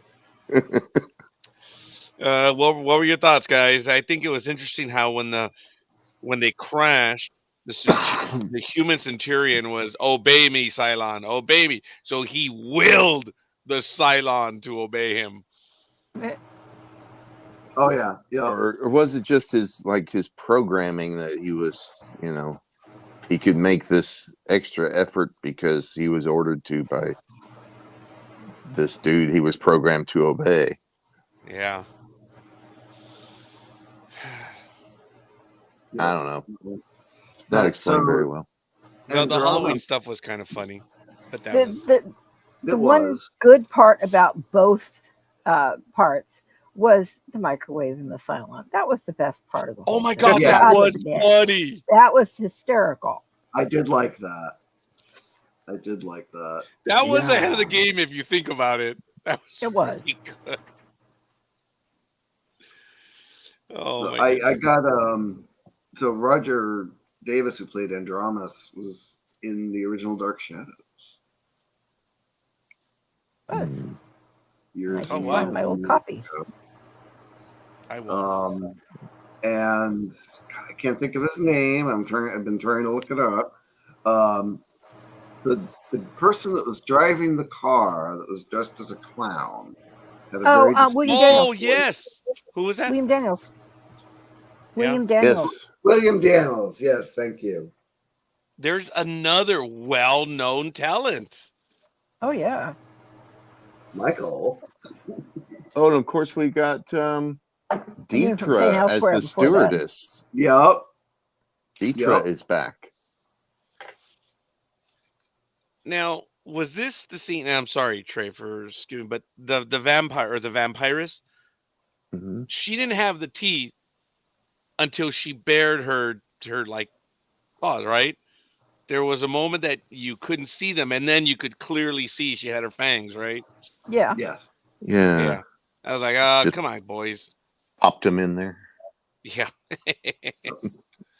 But Deidre, I'd forgotten about that. Yes. Yep. The Sheila DeWint. Mm. Oh, the you know what? I'm gonna listen to you guys. I have to go off video. Unfortunately, this Saturday, I got sunburned. So I look like a Klingon right now. I genuinely do. It's bad. So forgive me. I'll be right back. It's killing me. I'll be right back. But I will be listening. Okay. Ah! so Change that when image. Oh, that's good. There we go. When they're getting on the plane, I mean, mind you, I had not seen this before. And they're getting on the plane, and I'm like, oh my God, that's really obviously a doll. Oh my God, that's really obviously a guy in a dress. And sure enough, they were the hijackers. And yes, it really was supposed to be a doll and a guy in a dress. Yeah. Yeah, you guys But can I'm tell, like- seriously. They couldn't Oh find my a woman to play the mother of that baby. Oh, they're hijackers. Well, I think going through, I think this when they were on the plane was the first time that a line actually made me laugh, out loud, and I just wasn't expecting it. But it was when Dylan is sitting there saying, "I wonder if they'd let me take a turn at the controls. What do you think?" Yeah. And Troy's like, "I wouldn't even let you." Which I thought that joke really landed because, well, we saw Dylan driving a car in episode 2, and what he did with that. So that was earned, I thought. Yes. Yes, you're right. Yes. That and the kid, trying to explain that he saw them stun the hijackers. Mm-hmm. Yes. But going back to me, the other one that did it for me was, darn it! Oh my goodness! Oh, I'll come back to it later. Oh no, the microwave, that was funny. That made me. It was. I'm sorry, that was actually pretty cool. Oh, and yes, this is where That's Peter funny. Richmond shows up as Colonel Briggs. This is Okay. Okay.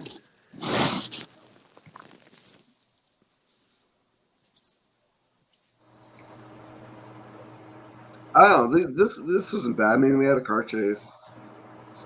Now, is this part 1 and 2, or part 1 or part 2, or both? Yeah. I guess don't remember when they had the car chase, but there was a car I think chase. it was bridging the 2 episodes was the car chase Okay. because they had the stolen police cruiser. Okay, yes. Yeah. And then of course we get the trope of like them being forced into a on stage in a Broadway review, Oh, having to dance around and yeah. And before that, all the Hanna-Barbera characters who were there for some reason, yeah. dancing mammals. Yeah. Dancing mammals. Well, I think ABC had the right to them, right? Because they were doing the Olympics, whatever, and they were doing those specials on Saturday morning. I think that's why they could use the Hanna-Barbera characters. Oh, right. Scooby-Doo's Laugh Olympics were an ABC show, right? Yes, there it is, the Mhm. Laugh Olympics. Thank you, Adama. Oh, I I blocked gotta that ask out. Dr. Z first. The That's funny. Scooby-Doobies, the Yogi Yahooies, and the Really Rottens. Yeah. Wow. Oh my goodness, you remembered? Wow, I'm impressed. I must have Yeah, watched that every week. I think must have had a mental block, from that trauma.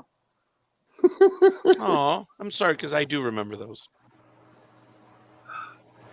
They all went downhill. Like Scooby Doo went downhill after they added Scrappy Doo. It wasn't the same anymore. Yeah, there was a movie about Scrappy. that. What? What? I like Scrappy. Yes. You know what? Oh When the God! Scooby-Doo And then movie, the movie. Oh I my loved God! it not the movie. that Scrappy-Doo went to jail. He had to go. I think the Yeah, Laugh but Olympics were after before he Scrappy. peed on Daphne, that was ridiculous. Oh, yeah. Well, yeah. I do Really not excited. have a It was schematic Daphne. block on that. Hmm? I said he just got a little excited because it was Daphne. I'm sorry. I died laughing when they were in that studio and Yeah. and the fart joke. Oh my God, that was so horrible. That was genuinely so horrible. I'm sorry. I thought that was absolutely hilarious. Shaggy and Scooby. Yes, we're way off topic. A little lowbrow there.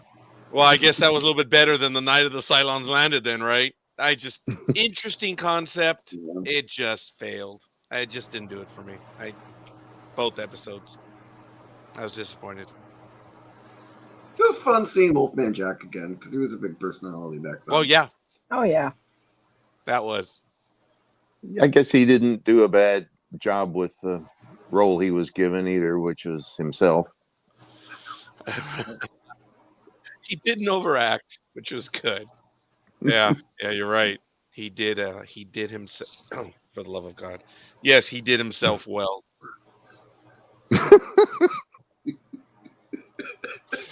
There are times that I love the English language, folks. Look, how many times are we in staff meetings and they're reading the memos and like they actually read that out loud? Oh my God, that's one of those moments. He did himself very well. Yeah, I have a person that hasn't learned that Sorry. when you accidentally drop a double entendre, do not point out the double entendre. Oh yes. Yeah. Yeah. That's the point. You just do it and move on. And you'll get Yep. people to laugh. Yep. Like I said, one time in the staff meeting, I think it was the assistant deputy director. Not the deputy director, but the assistant. Hi, how you doing? Hey, welcome. How to are Kuro. you doing, Speedy? Thank you, Speedy, folks. This is Speedy La Tortuga from Sports Talk with the Guys. I'm doing well, Speedy. Thank you for joining us. We're talking Battlestar Galactica right now, buddy. I hope you're feeling better, buddy. And maybe you can drop a note as to how you're doing right now. But thank you for stopping in with us. It means a great deal, Speedy. You're doing good. I'm so happy, folks. For those of you that don't know, he had, Speedy, I'm going to embarrass you. I apologize. But they found 2 tumors. This is a second go around. They got one. and they're gonna have to go after the other one in I think, what is it, Speedy? Is it still 3 to 4 weeks? But you are in our thoughts and prayers, brother. And we're so happy that the first one went well. Thank your sister for posting that note, because no one would know, Speedy, had she not posted that note.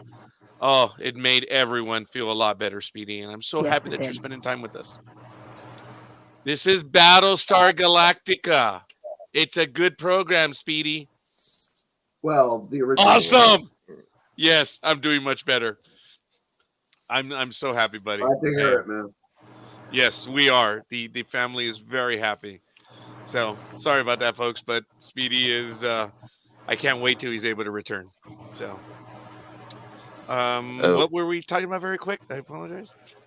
Very quick. I Um, think we're wrapping up the night the Cylons landed, but I wanted Yes. to make a note of the 3 Star Trek guest stars. Please. We had Mildred, played by Marge Doucet from Spock's Brain. We had Grover, the assistant police chief, played by our old friend Ken Lynch, who was Chief Engineer Vanderberg on Janus 6, as well as Dr. Horning in Experiment in Terra. And finally, Right. we had one of the cab drivers, played by Arthur Batanides, Mr. Diamato from That Which Survives. Oh. The that's guy the that one I missed. the guy that Yeah. kind of he said, give me my $5, and then he's like hypnotized. Yep, that's the one I missed. I knew he seemed familiar, but it didn't click. Yeah. Oh, Ooh, Speedy, awesome. That is so awesome. Ladies and gentlemen, Yeah. this is for KFC. It brought a smile to Speedy. We are eternally grateful to KFC and your friend as well, Speedy. That is absolutely awesome. excellent. I haven't had KFC. KFC in forever. Yeah, I agree. Speedy, was it the regular KFC? Was it the little strips? What was it? Now I'm hankering for that stuff. Oh man. They have the best coleslaw. Yes, they do.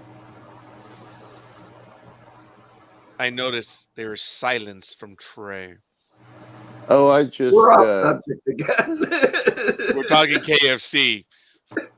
yeah, I've had a hit and miss experiences at KFC, but I noticed you went silent. There was Yeah, nothing. there's Well, I was there's also definitely the reasons for not eating it as often, if at all, anymore. well, I was also wondering whether I should bring out this ultra obscure trivia fact Please. that Ken Lynch and Arthur Batanides had previously appeared together in a 1964 episode of the Bill Dana Show, playing a couple of jewel thieves, I believe. And the Bill Dana Show, one of the regulars as the hotel manager was none other than Jonathan Harris. Nuh-uh. Wow. Mm-hmm. The I don't think I've ever connections. seen that. Dude, what is it? No, not serendipity, but the symmetry, right? Yeah. Wow.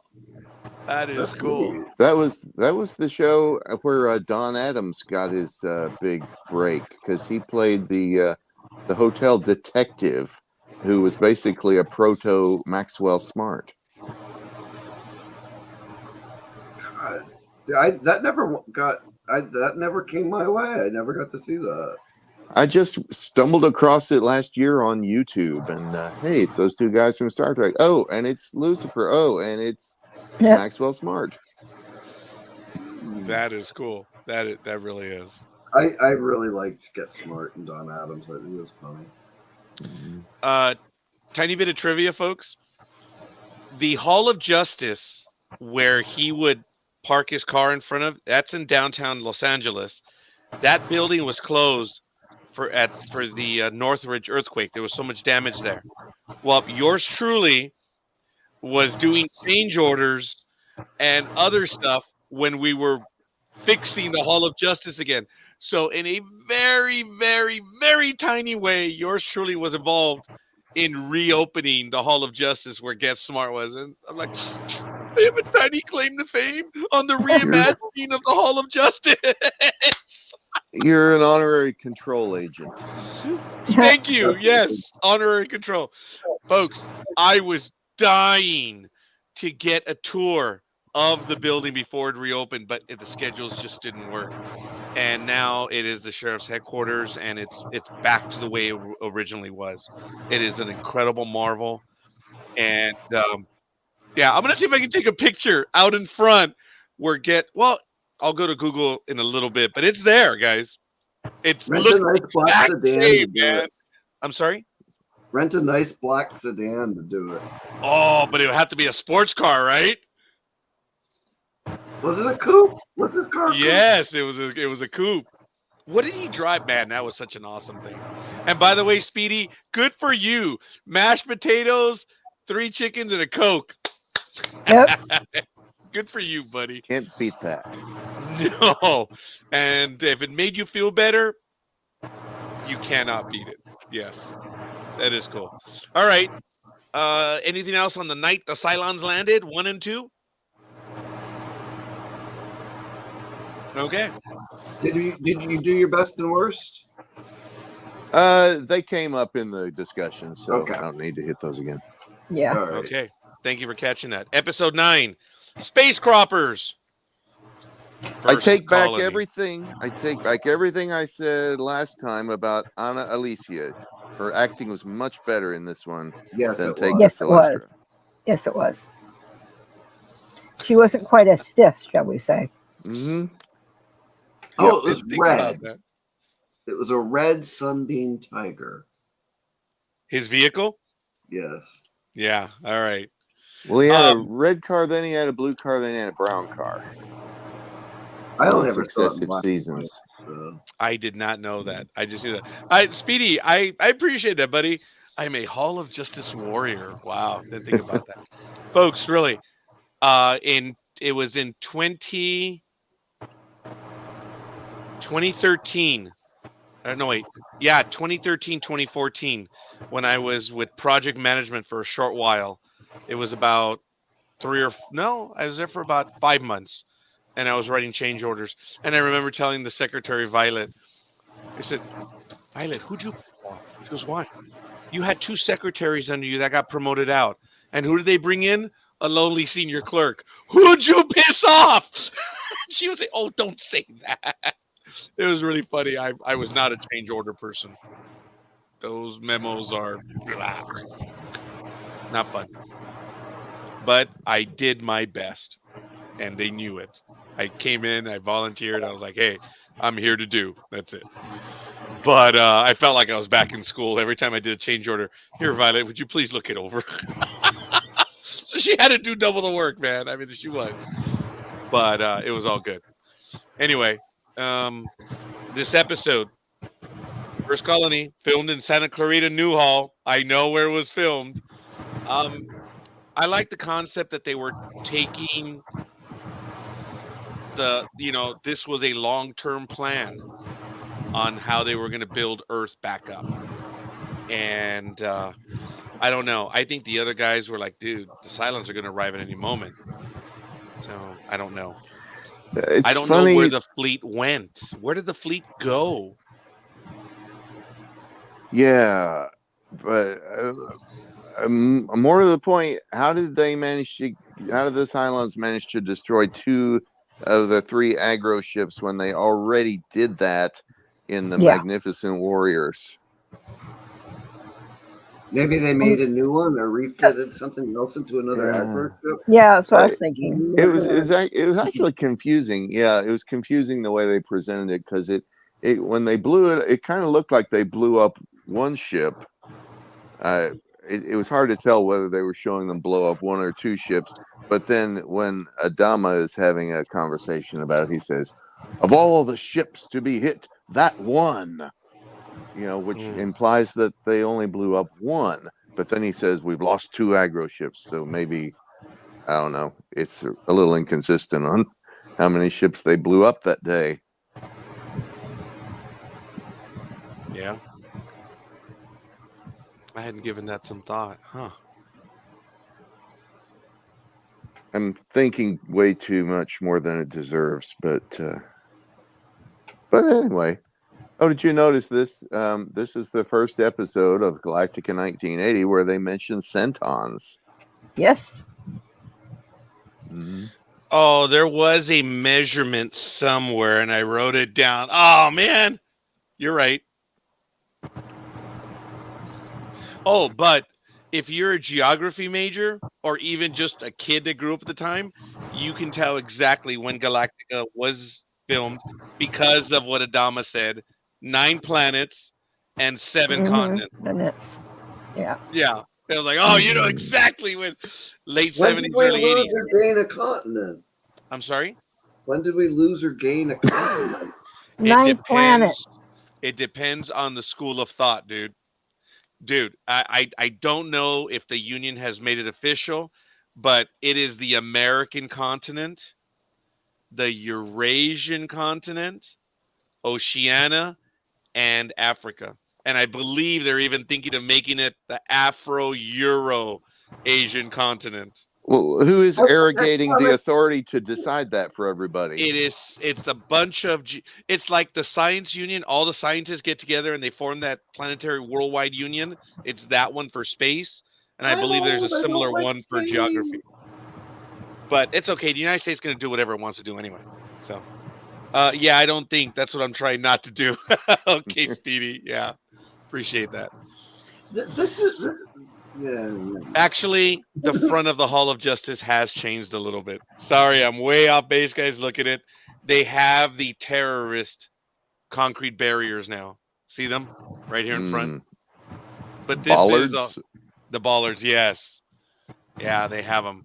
I forget what's on there, and I believe these are those that have passed, sheriff's deputies and the like. But this is the building all redone. Here's where he would park right there and walk on Yep. up. Yep. Yeah, just kind of cool. But anyway, apologize. Just had to get that one in. No. Yeah. Space croppers. Yep. It's an episode. Yep. It had a lot of normal things. Oh, so who are you going to complain against? The association? Mhm. You know, having your water cut off and stuff. I mean, talk about little city politics big time, which is real, Yeah. but there wasn't anything new to it. Well, I wrote like for the second part of Super Scouts, I wrote down pollution. For this one, I wrote down racism. Mhm. Yep. Oh, that's very good. I did, yeah, small business pollution. And then the other one was Santa Clarita, Yep. where it was filmed. It's actually Santa Clarita Newhall, but that's all right. Very good, Greg. So, what are your thoughts on this one, Liz? Mm, still Hi, wasn't a good. Diggs. How you doing, Diggs? Thanks for joining us. Hi, what's up? Yourself. What's up? Yes. I wasn't a real big fan of this one either, but it was a little bit better. However, finally, other people start to know about the Galactica Yeah. besides, just the reporter.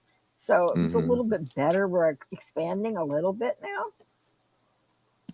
Oh, I had another note. I'm so sorry, Liz. Going back to where Dylan and Troy say, "Oh, by the way, we got to go on an assignment, so you had to take care of the kids," and her personal freak out. That was kind of funny. I did appreciate that. She didn't want to do it. She didn't think she could do it, but freaking team player. Oh, yeah. She knew that what she was doing was bigger than her in every which way. She knew what was going on. She knew these guys are going to go on somewhere important, and she did. That was cool. I did appreciate that. She never, oh, hell no, I'm not going to do this, and leaves. She, good team player, man. She understood. So I apologize. I jumped back. But back on this episode, yeah, Liz, I appreciate that comment, but there wasn't anything new in this episode for me, and it was a bit disappointing. Yeah, no, I agree with you on that. So I said Yeah. the We only got thing to that see was them. interesting was, just to see that. Greg? We got to see them pull burning burlap bags out of the back of a truck. Oh yeah, Oh God, yeah. that's funny. Yep. Oscar would have loved that. That looked Did like a you practical. ever have that happen, Greg, when you rode on top of the hay truck? No, because I mean we never drove it on the highway either, with people throwing cigars in the back. That's right. They're not supposed to do that. They drive them on the country roads. And when I was out in Chino, where my aunt was on a farm for a while, I would go outside and they had the hay bales up there. And I didn't know that the moment you got on top of the hay bales, all the cows instantly came to you because they thought it was eating time or feeding time. I'm like, ah! It was like 300 cows immediately came up wanting to eat. I'm like, well, I didn't know. I can't do Gonna this. hurt you? I'm sorry, what? They're not gonna hurt you. Just toss them a bale or two. I Flick the flakes off and give them some. And we lost Roger. Oh, he legitimately froze this time. I thought he was just Oh. holding still. Oh, he's Nope. sort of back. Kind of, Sorry. sort of. Sounds like a Cylon. But anyway, Ah. All the way back. Yeah. so and Yeah. also, I don't know if there's anybody else, and I'm sorry to steal it from you, Adama. Anytime Ned Romero's in something, I always like his character. wait a minute. What was that? Anytime Ned Romero is in something, I always Oh. like his character. Mm-hmm. And he was in a couple Star Treks, old and new. Yeah. But you were right about her acting. The one that you mentioned earlier, it was a lot better. Look, That's right. Ned was that Klingon in Private Little War. Yeah. that's right. You got way to go, guys. And the I don't episode where catch all of Wesley decides to leave Starfleet, he was on the planet with the Native Americans. And guys, think about Yeah. this. This is Galactica 1980. This is 11, 12, or 13 years after. It's kind of neat. They did Star Trek, and then they would eventually do Battlestar Galactica, which is kind of cool. Yeah. A few of them did Star Trek again. Yeah. Yep, you're right. Yeah, they did. What I found most annoying about this episode was the new voice of the Imperious leader. Oh my god! He sounded like your peevish neighbor who comes up and complains about the noise or something. Oh. I am sick Neighborhood and tired of not being able to find the last refuge of humanity. Oh, yeah. That was horrible. Yeah. And Couldn't and they- you knew that shot was just basically a reused shot that they Yeah. voiced over. Yeah. That was awful. That voice was horrible. Yeah. That's Yeah. a shame that they couldn't get him again because Mm-hmm. he was the same voice for both Imperious leaders, right? Mm-hmm. The original one, and then he says, "And I am succeeding the prior generation that was not as enlightened. That's why you will survive, Voltar." Mm-hmm. But same voice. I That's would what he never said. be able to imitate the voice of Mr. McNee. No. I think you could concoct a fan theory because the last time we saw the Imperious leader was on Gamorre Yep. when they were blowing the Yeah. Pogies out of it. So maybe that Imperious leader bit the dust and they replaced him with one who had a really crappy voice. Very whiny one, yes. Yes. Yeah. Yeah, you're right. It did make me cringe when I heard that. I was like, ah. Did they even say who voiced him? I'm surprised that they. I mean, but I don't Yeah. think they credit. It's confusing. They credited.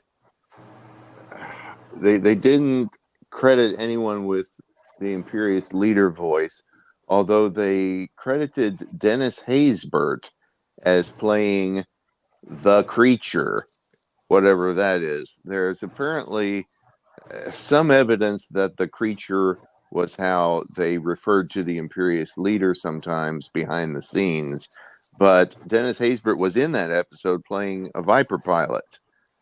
So maybe the Viper pilot's nickname was the creature, or maybe somebody just screwed up the credits. Could he have played So it's a both? mystery. Gasco! Could Yeah, he I have think played they- both? Yeah, except I the know voice that guy's didn't face. the I voice don't- didn't sound like Dennis Yeah, it Hopper didn't. at all. Unless he was disguising his voice, and they just said, "Hey, we need Yeah. you to do a voiceover." Yeah, but Hey. it's far from clear who the creature is supposed to be. Interesting. It's one of those mysteries nobody's really cared Yeah. enough to get to the bottom of yet. Yeah. And I don't It think I'm really gonna isn't that important. All right, fair enough. Your thoughts on that episode? The good, the bad. For me, it was okay. Yeah, this was episode 9. Interesting concept that they're starting to colonize Earth, but beyond that, it was all boilerplate, normal stuff. I liked them plowing the fields with the phasers. Oh yeah, that was funny. Mhm. Yeah. And the super That was- seed in the water. Yes. But yeah. Yeah, it's kind of interesting that they mention hydroponics. I don't know how new the science of hydroponics was at the time. Maybe it was already kind of old, but the scouts mentioned that they grow most of their stuff in the fleet by hydroponics. That's interesting. When did that come into being? Because I know Yeah, I don't know. on Voyager in 1995. Well, I don't know. I mean, I was thinking of looking up how old hydroponics were, but I it didn't. must have been at least that. I remember going on a scout trip to the greenhouse where they grew roses that way, but I don't think they called it that yet. Mm. You were a super scout, Greg? I was not. You're I old was enough to be a super I scout. was just a regular boy. Are you Jason? Cub Scout, Boy Scout, below. Oh, you're a Cub Scout? Oh, Were I you was. Were you a super Cub Scout? No, I was a geeky Cub Scout. I don't know what that means. I did all the I got all the pins for like the weird stuff like science. Oh, thanks, Speedy. Thanks for visiting with us, Speedy. It does mean a great deal to us. He's got a food coma. Darn you! Good for you. Yeah, I'm envious. I still have time to do Wendy's. Oh, yeah. We went out earlier in the morning because I got home around 6 or 7 in the morning. I was spent, and it was just a busy morning. So I asked if they wanted to go out to breakfast, and she didn't want to go, but my daughter did. I had albondigas this morning. It wasn't too bad. It was good. Was it a coma-ish type thing? No, but you know what? It was still cool out here, and it did taste good, I have to say. I hadn't had albondigas in a while. So I normally have the huevos rancheros, which you guys have all seen on my Facebook page, ad infinitum, ad absurdum. Oh my god, my wife the other morning, she was out of bagels, out of English muffins, no bread, but we had a ton of soft tortillas. So she made me scrambled eggs with salsa and cheese and in a soft taco. I'm like, oh my god, this is the best breakfast taco I've ever had. It was so simple. Oh, with ham. It was so simple, but it was awesome. Yeah, sometimes they are. The simple ones are good. Because sometimes if I'm lazy, I make, I use salsa to dress the omelet instead of chopping up peppers and onions and stuff, because it's got all that in it. Yeah. If anybody's curious, Hyper Comics has been around for well over 100 years, but just the modern day stuff, it was started to be developed in 1929. Okay. So the concept of hydroponics is about 100 years old, right? Yeah. All right. Okay. Cool. Thank you. Yeah, I would say thank you, but I have to say, no, I don't think we were but thank you. Oh, shut up. See, Trey's the professional one, the gentlemanly one. I'm not. So it's all good. Well, I All mean, right. Well, I brought up the question, so genuinely, thank you. oh, you're good and bad, Adama, for this episode because we always have to ask Dr. Z first. Well, let's see. Of course, yeah. Oh, I get it. Well, Let's I've already see, mentioned Dr. Z. the good. The good was how good Ana Alicia was in her part. The bad was the voice of the Imperious leader. Yeah. Oh, and if I remember correctly, this was the only episode not written or co-written by Glenn Larson. Oh, That's right, because he was. I stopped mentioning it. He like the first the first 5 episodes. It was written by. Actually, the first 6 were written by, and I think that's when I stopped paying attention. Yeah, I think Spaceball was a co-write with the Lupo Freilich team Yeah. and Larson. But then this other one, the name escapes me of who wrote Space Croppers, but Larson got no writing credit in this one. Oh wow. Take a breather on that one. Good for him. All right. What else, young man? I don't know. It was cool that it's interesting that the only time they mention Centons is when Glenn Larson isn't around. Oh. Yeah, but there was a moment early in the season when Adama. Oh, billion star miles. It's in part 1. And I think he says, we've traveled 1 billion star miles. I led them here. Ah! Sorry. Yeah, star miles. That's a new measurement, isn't it? Yeah. The big empty hangar showed up again. Yeah. Yeah. This is the dark, one where they empty have the noiseless procession of the farmers and agriculturists who don't say a word. Yeah. Well, I don't know if you guys got the blooper, and I apologize. This was part 2, or no, part 3 on the V2 test. When they're going to go into the bunker, there's like 15 people out there, and there's a female officer out there. When you see them walking towards the bunker, and then when they're on the inside of the bunker and you see them walking, like 5 people walked in, and there was no female officer. Yeah, go Was waste she your the one time. that was going to light the fuse? I don't know, but when you see them all walking towards the bunker, there's like 15 people, and then only 5 walk in. That was interesting. That was We're in the bunker. I don't know.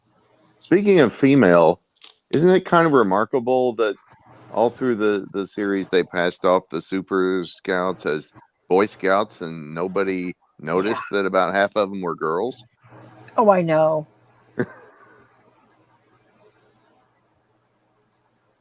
Yeah. That's why they probably got away with calling them Super Scouts. Oh, very good. Wow. Well, they did refer to them as Boy Scouts a lot. I think they did. Yes.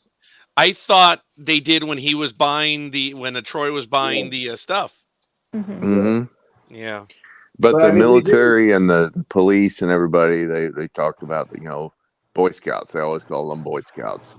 Even they weren't wearing typical. They weren't wearing BSA uniforms. So yeah, right. I do admit, every time the Girl Scouts knocked on the doors, I was like, man, they're out there hustling. I would always buy a box no matter what. I forget which one, but I'd always buy a box from them. And at work, you know how the coworkers would. Oh, I always bought the cookies because they always came straight home. I thought it was so cool. I learned a hard lesson, guys. I was just a new hire. Someone came in and they were selling candy. And just as I was reaching into my pocket, Roger, not buy candy? You don't know me. So I was reaching into my pocket, and my coworker, who passed away not long after I was hired, is genteel, wonderful old man, Mike Whitehead. He said, hey, Roger, you're single. You have no kids. You buy the candy now because there's going to come a time when you're going to need them to buy the candy. Yep. And it's like understood with the county. You buy because there's going to come a time when you're going to need to. And he's letting me have it. And I'm like, I was, my $10 bill comes out. I'm like, I was gonna buy it, but thank you. And boy, was he right. Boy, was he right. It's like I would get it that it was really cool. Everyone would buy the candy. It was understood. I was lucky on that. Whenever someone needed to buy, that stuff always sold out, man. I Our got it. worst fundraiser was light bulbs. What? Light Seriously? bulbs? Light bulbs. We went back to candy bars, I think, the year after. Ding! Yeah, As in those? Ding! like light bulbs. Yeah. We had a light bulb fundraiser. That was absolutely bizarre. Yeah.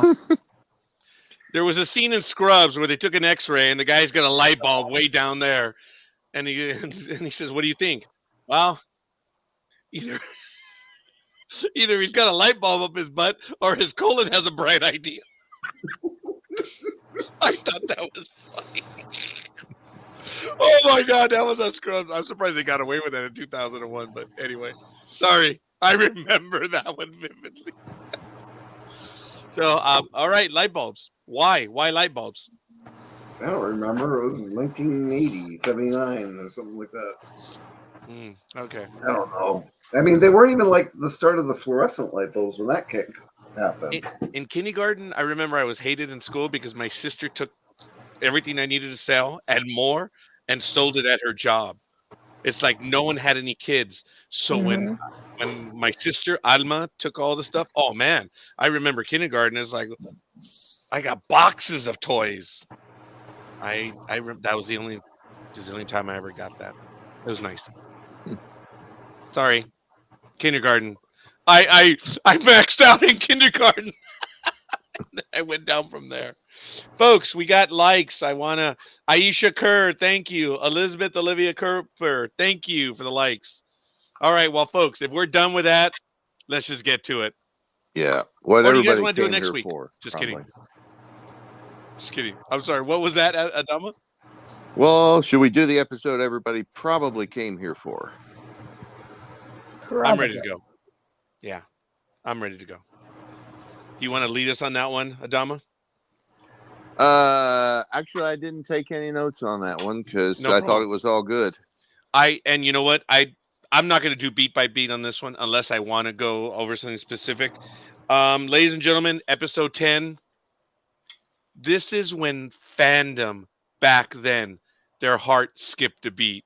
When we saw the preview, word got out to the far corners of the fleet or the colonies that Starbuck was returning, and this was a big deal. I know my family tuned in to watch it. Friends, everyone was watching this episode, The Return of Starbuck. It begins with Z.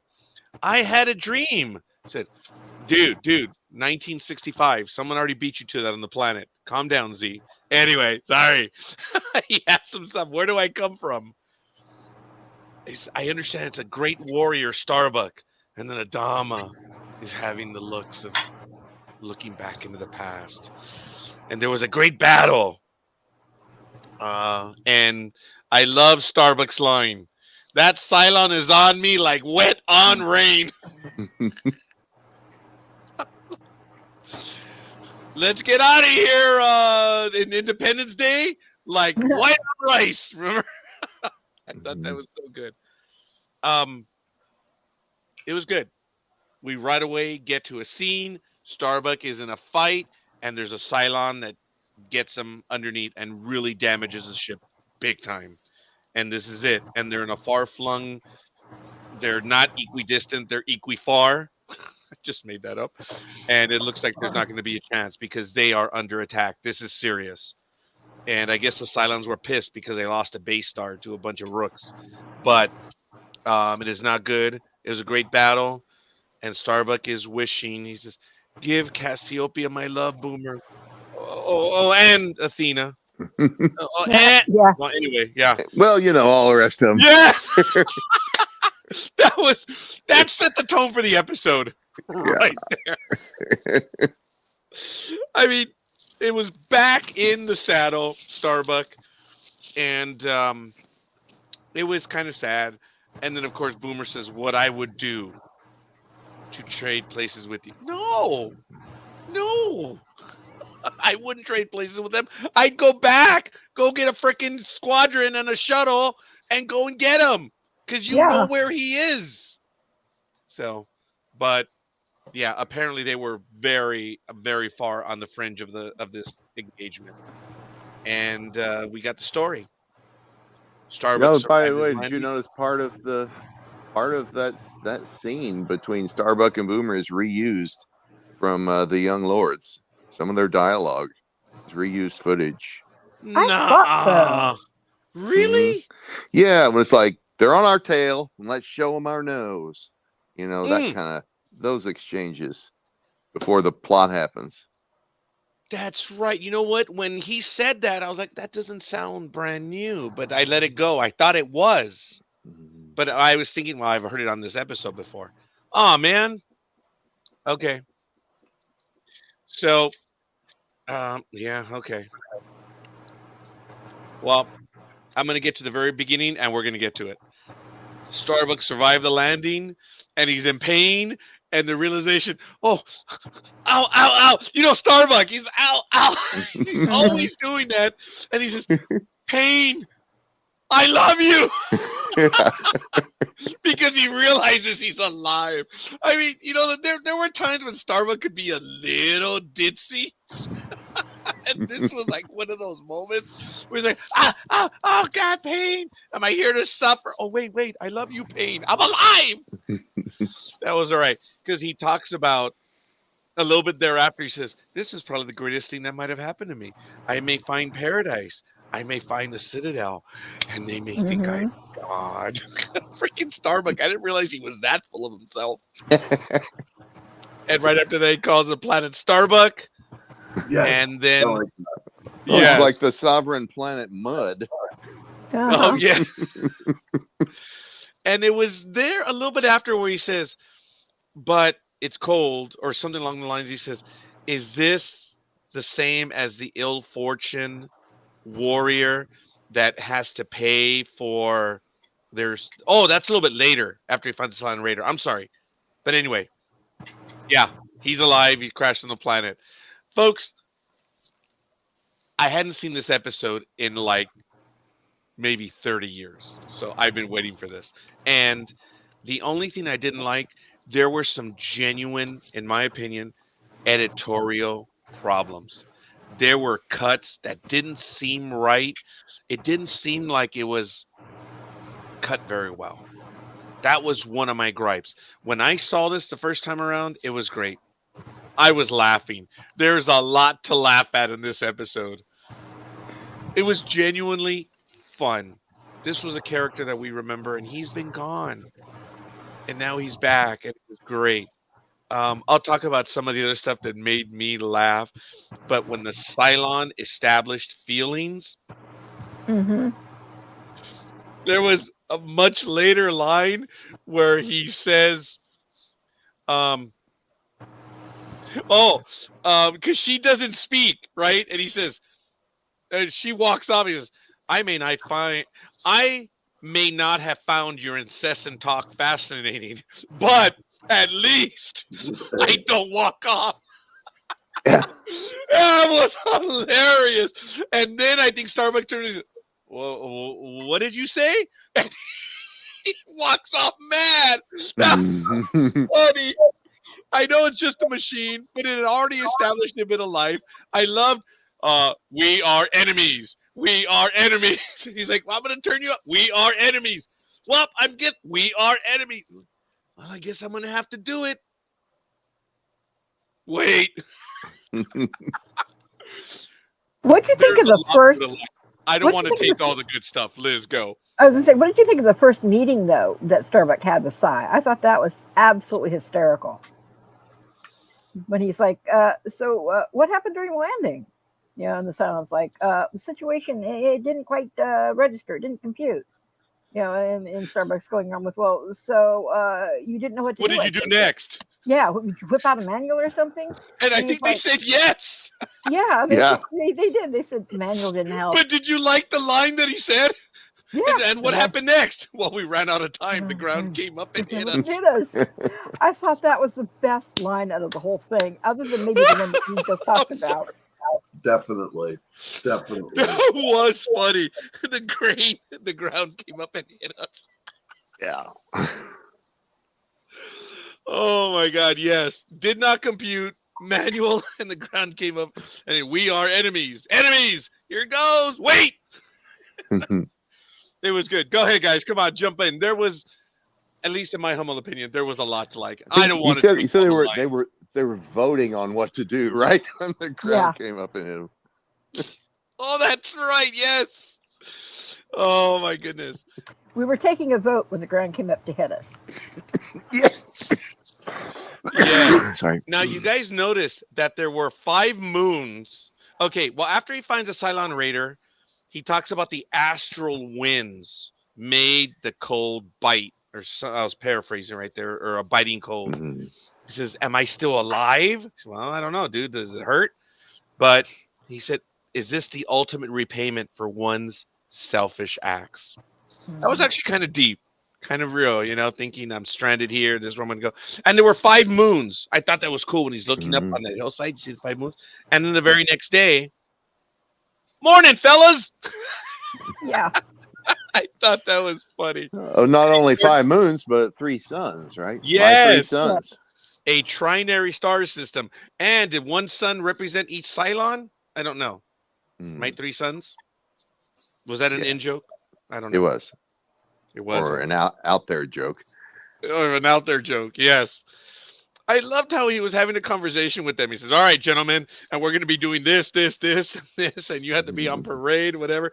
That was funny. And then he talked about, wow, in 3 days, I doubled the population. Just call me president-elect. Yes. Did you know that this was the only episode for the entire series that they used frack?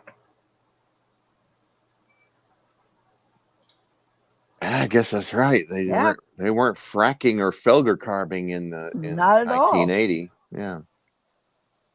I didn't believe that when somebody told me, and I actually had to go through and count. I forgot about very good. I forgot about that, Aisha. That line is almost the same as a line in Hitchhiker's Guide to the Galaxy. When learning to fly, a character says, "You throw yourself at the ground and miss." Mhm. That's good. Very good. Yes. Right after the president-elect line, it was "Die human." Talks about the off switch, and that was good. We are enemies, all that, and he said, "I needed a friend. We are enemies." And then they talk about organization, why he was built. And he says, "I was created to serve."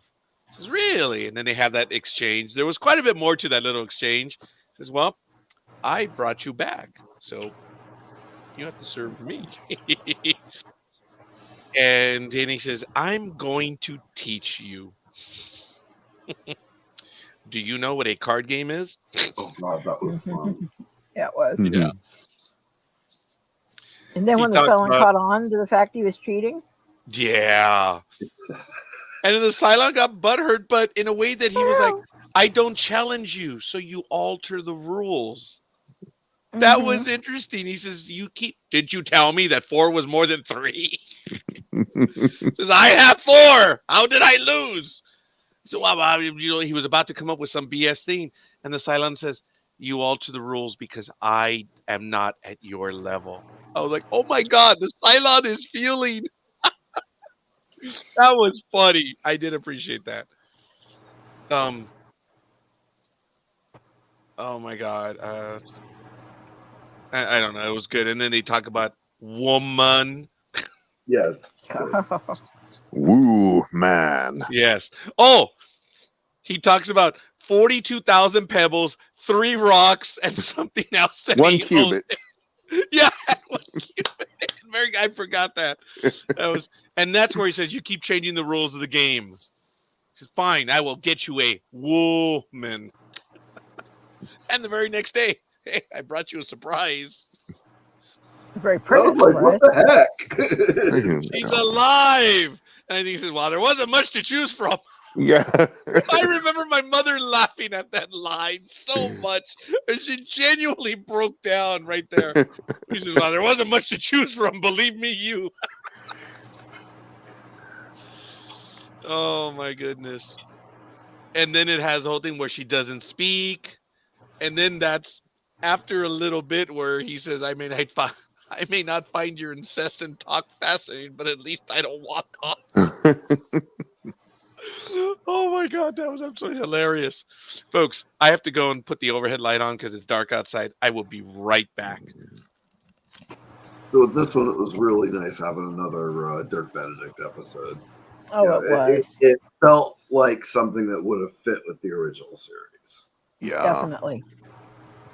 And it was I liked like the sitting area made out of the junk.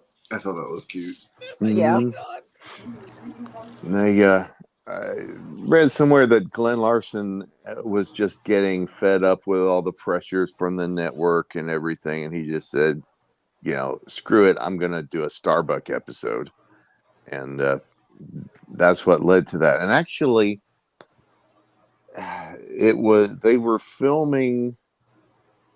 They're starting to film the next episode, the 11th episode, which was called The Night They Kidnapped Cleopatra.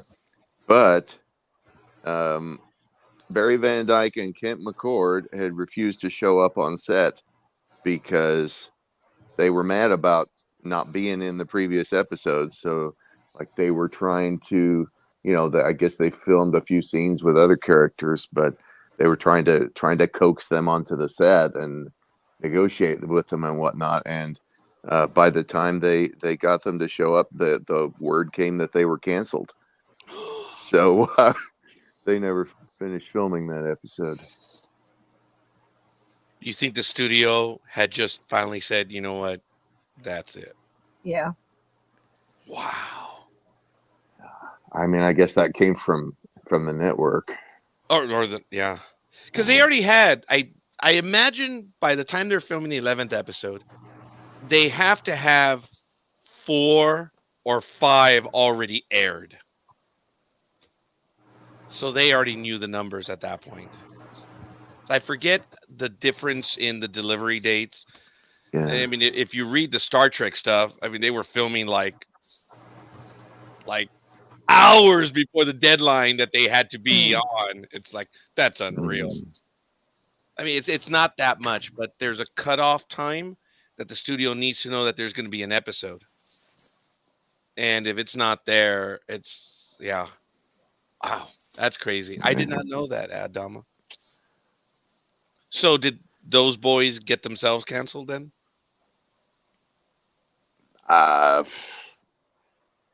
You mean by not showing up? Yeah. I don't think it was that. I think it was just coincidental that was the time the hammer dropped from the network. But I don't think it was their refusal to show up. That was between probably ratings and reviews. They probably knew it was turning into a dog. Yeah. Oh yeah. Well, I remember in the 70s and 80s when they had some programs debut in January. Remember, in the second part of the year, I guess. Those were almost always 13 episodes. That's where we get the magic half season order, right? Or you get the pickup, you get an order for 13, and then you get the second half of the season, I suppose. I guess Galactica 1980 was a mid-season replacement because it started in January. Yes. Yep. Wow. Where were we? It gave them more time if you think about it, because they didn't have any production issues at that point, as opposed to the miniseries and stuff and all the stuff that they had to do, because the series ended, I think, in June of '79, right? Yeah. Yeah. So it should have come back in September, which it did not. Yeah, I think sometime in May was that last episode. Okay, in May, right? Yeah. Of the I was still original in school. 20, I remember that. Yeah, of the 20. Oh, the original. I'm sorry. Yeah, the original. Of I was 24 thinking episode run, right? Because it was 78, 79. Yes. Yeah. Sorry, I was thinking 1980. That ended in You're good, in brother. May. It's all good. All right. What else did you guys see in the episode? Liz, tell me, what are some of the things that made you laugh? There was Sorry So, again. I was so happy to see this episode because I remember it genuinely made me and my family laugh. I was looking forward to it again. Go ahead, Liz. well, like I said, the two things I really found hysterical, besides the one that you had mentioned with his turning on and off, was when he first approached them, and and that conversation that he had with Sai, and the fact the Earth came up and hit them, was the gambling and him Sai catching Starbuck cheating. Those I thought were my top three favorite things, and my top saddest moment was when Starbuck sacrificed himself. I hated that part in the end. Absolutely hated it. Yeah. Wait a minute. When Starbucks sacrificed himself? Yeah. Well, At he the sent end? her and the baby off in the Off. ship and stayed Wait a on the minute. planet. He didn't have a choice. She said you're staying. Because didn't he say something about, okay, well, we're be going and well, you're not going. Well, she Yeah. said something about she kind of predicted what he would do, right? She said something like Right. how Yeah, noble of she you didn't tell him to Right. to stay behind so that Oh yeah. We can have the more fuel will take us oxygen. twice as far. Exactly. Yeah. But she predicted it. It wasn't. Okay. It was his choice. You Well, got he me on that. also I did not didn't know. tell her that he was going to launch the thing, or that he was going to, not going to go with her. She was, like you said, she was,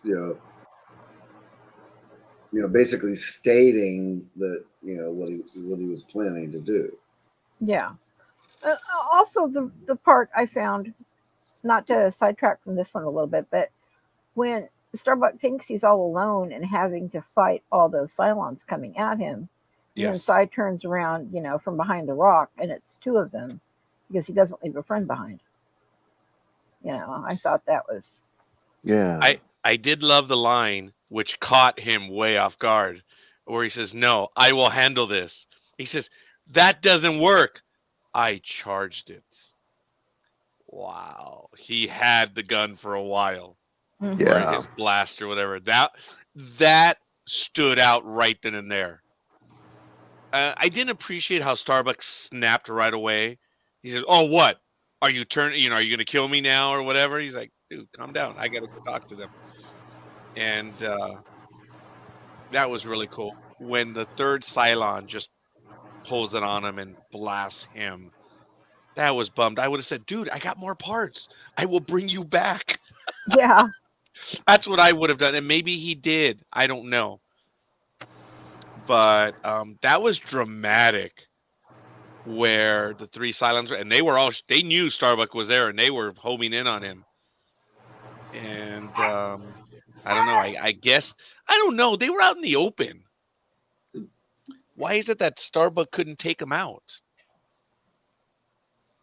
But that's okay. It's all right. He was still outnumbered 3-1. The point is, I did appreciate a moment before when he created the bassinet. He says, "Look, Yeah. look at this. That was my rudder Yeah. from my ship." And then remember when she finally starts talking, the Cylon is doing the work, Uh-huh. and he's like, "Oh, we're gonna have someone else to help me." And then somebody says, "It's her turn now," or something. That was funny. Yeah. There was a lot of Like cute. when I think they're like eating, and she just suddenly, like her first line, "Would you die for me, Starbuck?" Yes. And he's like, "You don't talk for a week, and you say this?" Yeah.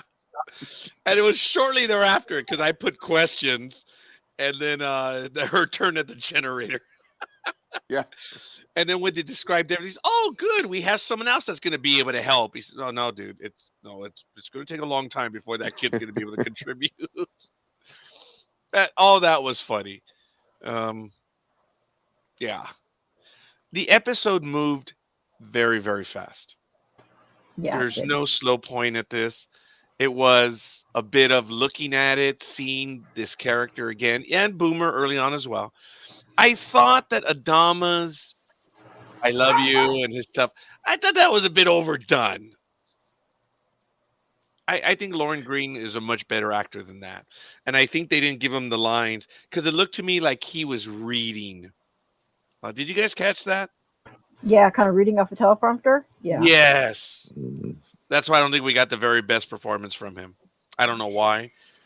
Maybe they thought they had to do it after the fact, or whatever. But yeah. At least he got to act without the beard one more time. Oh, that's right. That was such a lame beard. I mean, I thought I was watching a Uh-huh. Christmas special. Every time I saw him on, where's Rudolph?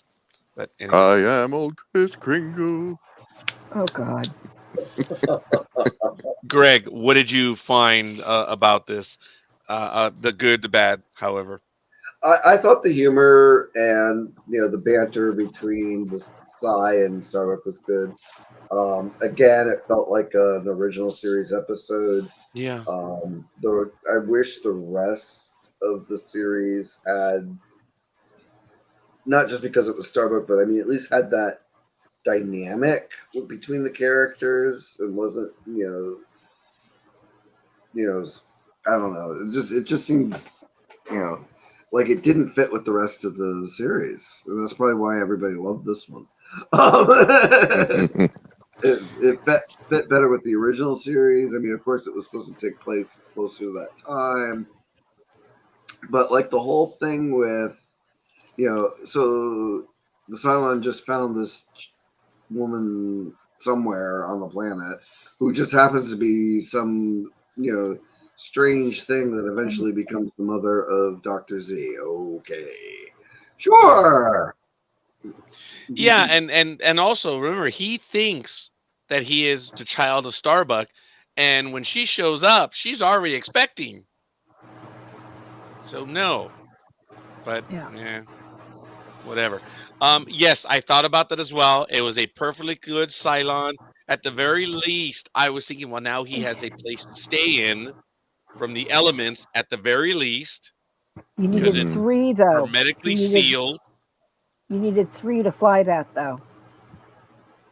Well, The Paula Cylon said the Raider. third one just sits in the back and gives orders, but it does take two to fly it. Which is what Starbuck and him did, and Starbuck and Apollo did. But it is Starbuck. Yes, because very good, Aisha. She was typing this before we said it. Because it is known that it takes two people to fly a Cylon Raider. It is even said in the original 1978 series when Starbuck and Apollo had to infiltrate the base star using Baltar's Raider. Wow, woman. That was a lot of writing before we said it. Very good. That's why, at the very least for me, that Raider was now a shelter, a real shelter. Yeah. And a power source. And a power source, yes. That was one thing I definitely liked about the episode is that they made the stuff look like it was made out of the Raider and the Yes. And the getting the cockpit of the Viper going again with pieces of the Raider. I liked that as aspect of it, that they thought about it somewhat, and that he had to take pieces of the two that didn't make it to get Psy working again. On 2 occasions, Starbuck uses Earth measurements rather than the correct Yes. colonial ones. First, he says Psy has a mentality, of a 2-year-old instead of a 2-yarn-old. Then he says it takes 9.5 months for a baby to be born instead of 9.5 quotrons. Very true. Good, Aisha. Good catch. I remembered the 2-year-old thing, but I didn't think about the months because I forgot they had a different word for month. I did as well. Very good, Aish. Yes. Wow. I guess that's how. Look, everyone in my universe knew that Starbuck was coming back. We had seen the preview. Everyone that I knew, and a lot of us saw it. I remember talking at school the next week with my friends about that episode, and we just laughed and laughed because it was good. And that was one of the last times I ever remember talking about Battlestar Galactica when I was a young kid. I know it was fun. See this first original run because I was none fortunate. of it rang a bell. Like I said, my parents sat down with me to watch it. I mean, remember when we started this. a long time ago, one of my In a first, galaxy far, far my away. mother was like, "Oh, you shouldn't be watching this program, right? Because this is for adults." Huh? And then she's there with me watching it with Starbucks. I find that amusing. Yes. Oh, I did find the episode choppy though on this rewatch. That's the best I could say it. There were some issues with it, but you know what? Glenn A. Larson delivered a story for the fans Hmm. Yeah. before it was vogue to really tell a story for the fans. He delivered. It was fun. There are issues with this episode, but not even guys. Not as many as there are with the other episodes. No. Oh No, yeah, not all. Although I I did think readily. it should have been called The Fate of Starbuck because he didn't really return Yeah. anyway. So Oh like I yeah, was expecting, somehow Starbuck, shows back up in the show, but no. This is what happened. Although it was supposed to kick off the plan of them meeting him on the ship of lights later, so he would be Yeah. a recurring character in the show, but not a regular. Like he'd become the new John or something. I knew it was different. I have no idea who did the voice. I do not know. It was the late Gary great, Owens. yes, which is Really? Gary Owens? I yes, didn't even look it up. Yeah, you just recognize the voice. and they did not give him a screen credit. They gave the screen credit to Rex Cutter, the guy in the suit. Yes. That's how little the consideration voice actors got at that time. I guess union rules or something. I But saw that. Yeah, correct. When I saw that voice, and I was gonna write it down. I'm like, no, I know who that is. I'm like, no, I didn't think that was the voice. That was Gary Owens. Oh my goodness. Mhm. What a wonderful role for Gary Owens. Oh, He yeah. must have seen Battlestar Galactica prior to this. Or he was just Yeah. that good. He it just was that good. it was neat how they the voice was recognizably, it was a mixture of his untreated voice and the Yeah. treated voice, so you could really hear the intonation. Yeah, I could Yes. tell a couple times they didn't do the filter on it, but it didn't click. Yes, thank you, Aisha. Yes, Rex Cutter was a Centurion. I think maybe he kind of wanted to do it as kind of an homage to Space Ghost. Another show in outer space type of thing. That's true. Pardon me. Wow. Bless you. All right. Well, Aisha. Oh, I'm sorry. I apologize. Liz, you gave your thoughts on it. Greg, your thoughts? If you wanted to add any more. For the last episode, I'm glad they went out on a high note. Yeah. I wish the rest of the show had more of that sense of sci-fi adventure, other than just the fish out of water story over and over again. Yeah. All right. Fair enough. Adama. They canceled the show just when it was getting its legs under it. I thought they had plans. They had plans to go back to the time travel idea, pursuing Xavier through time. That's what some of their scripts they were working on were about. And of course, they were going to bring back the Ship of Lights with Starbuck, and it was probably about to become a much better show. But at least, yeah, they did go out on their best episode yet. Yeah, I would have liked to have seen just a little bit more of that, chasing Xavier, and the three of them being more of a team. Like it seemed like they'd be at the end of the third episode. And, that would have been, I think, interesting. Sorry, Greg. Aisha, thank you. Talk that's it for now. So Enjoy your thank you, young man. Saturday, Nisha. Thank you for stopping by. Yes, it means a great deal to us. Thank you. And for everyone else, we know you're watching. Guys, let us know. Let us know who you're on your hill from. It means a great deal to us. Um, wow, folks, if there is nothing else, this has brought us to an end of the original run. I would well, the original, and what do they call it when they fix it? They retool the retooling. 'Cause I think that's what they called it back then. They're retooling Battlestar Galactica. Oh, when Since they put the episodes together for movies, like a couple years later. well, that I never saw when they redid that. No, I'm talking about how Galactica had its run, and then they did Galactica 1980. They retooled the series basically. Reimagining or something. Well, it wasn't Yeah, a it was more freeze like until a spin-off or a sequel yeah. series. Yeah, Yeah. I think it's like After MASH. It Oh, was Oh, yeah. like that. Okay. You got a few yeah. characters, give them another show. You just Yeah, about you know hit the what? nail on the head when you said Aftermath. They both run about the same.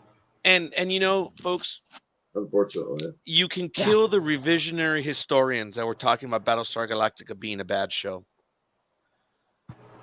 ABC believed in it. A lot of people say, "Oh, it was so bad. That's why it only had one. You know, it ran so much. It only ran this much." No, ABC thought that they had a great property, so much so that they said, "Look, you're killing us on budget, dude. Got to bring the budget down and come up with another idea." And he did, and the studio bought it, and they were still invested on Battlestar Galactica, but it just didn't come to pass because I think the fans wanted the original Starbuck, Apollo, Colonel Ty, Boomer, everyone. Planet to planet. Yeah. Yeah, that's a shame. Um, wow, we've come a long way, man. We have, and it's been very fun. We will speak off air. I intend to continue with the reimagining. I intend to continue with the miniseries. Obviously, the mini since Liz and Adama were not there, and whoever else, I know we're going to redo the 4 hour miniseries I again. was there. I thought it was So only you Greg weren't myself. here. No. You were there. Oh, shush. Oh, I got to make one more comment before I forget it. No, please. The United States Air Force stopped investigating UFOs in 1969. After 22 years, they found no evidence of extraterrestrial visits and no threat to national security. Very good. That was at the very end. Yes. And I think that officially is it then at that point. Yes, young man. And let me tell you, every time you did the intro and the outro, that was absolutely awesome. You were right on the spot each and every time. Folks, this has been an incredible run. This has been exciting. I thank everyone.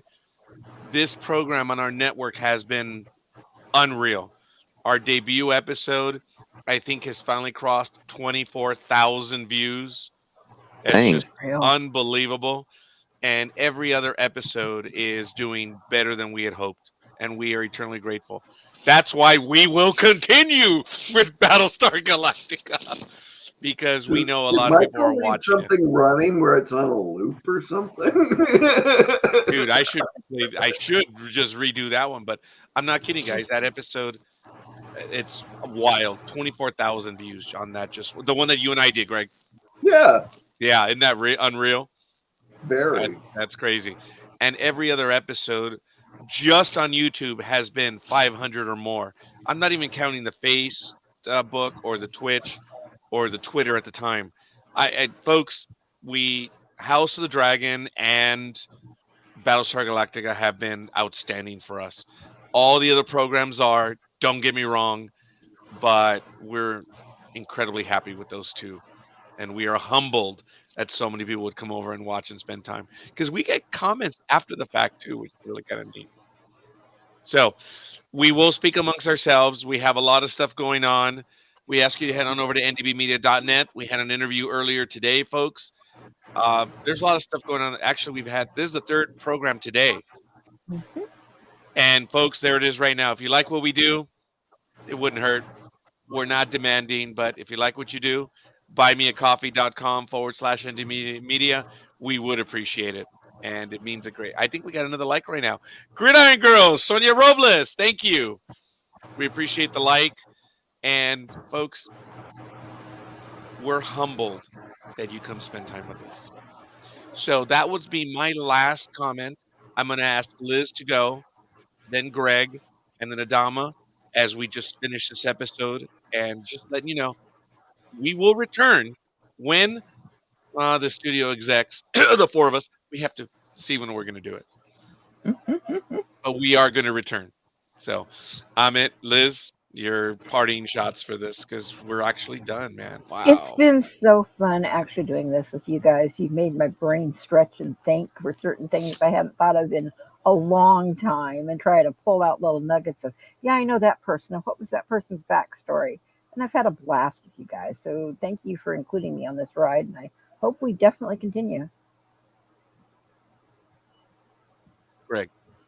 This has been a lot of fun. I'm looking forward to the next 3 or 4 years of discussing Folks, it's gonna take a long time. We're not gonna do it every week. The 2-week themes did work, but do the math, folks. We're gonna do the miniseries, 13 episodes, then 20 and 20, and then you have the first 2-hour movie, and then you have 20 in the final season, and then you had the other movie. We're gonna be busy for a bit. We might have to figure out a good way to split them up and combine them. Yeah, we can. Some of the slower ones or something.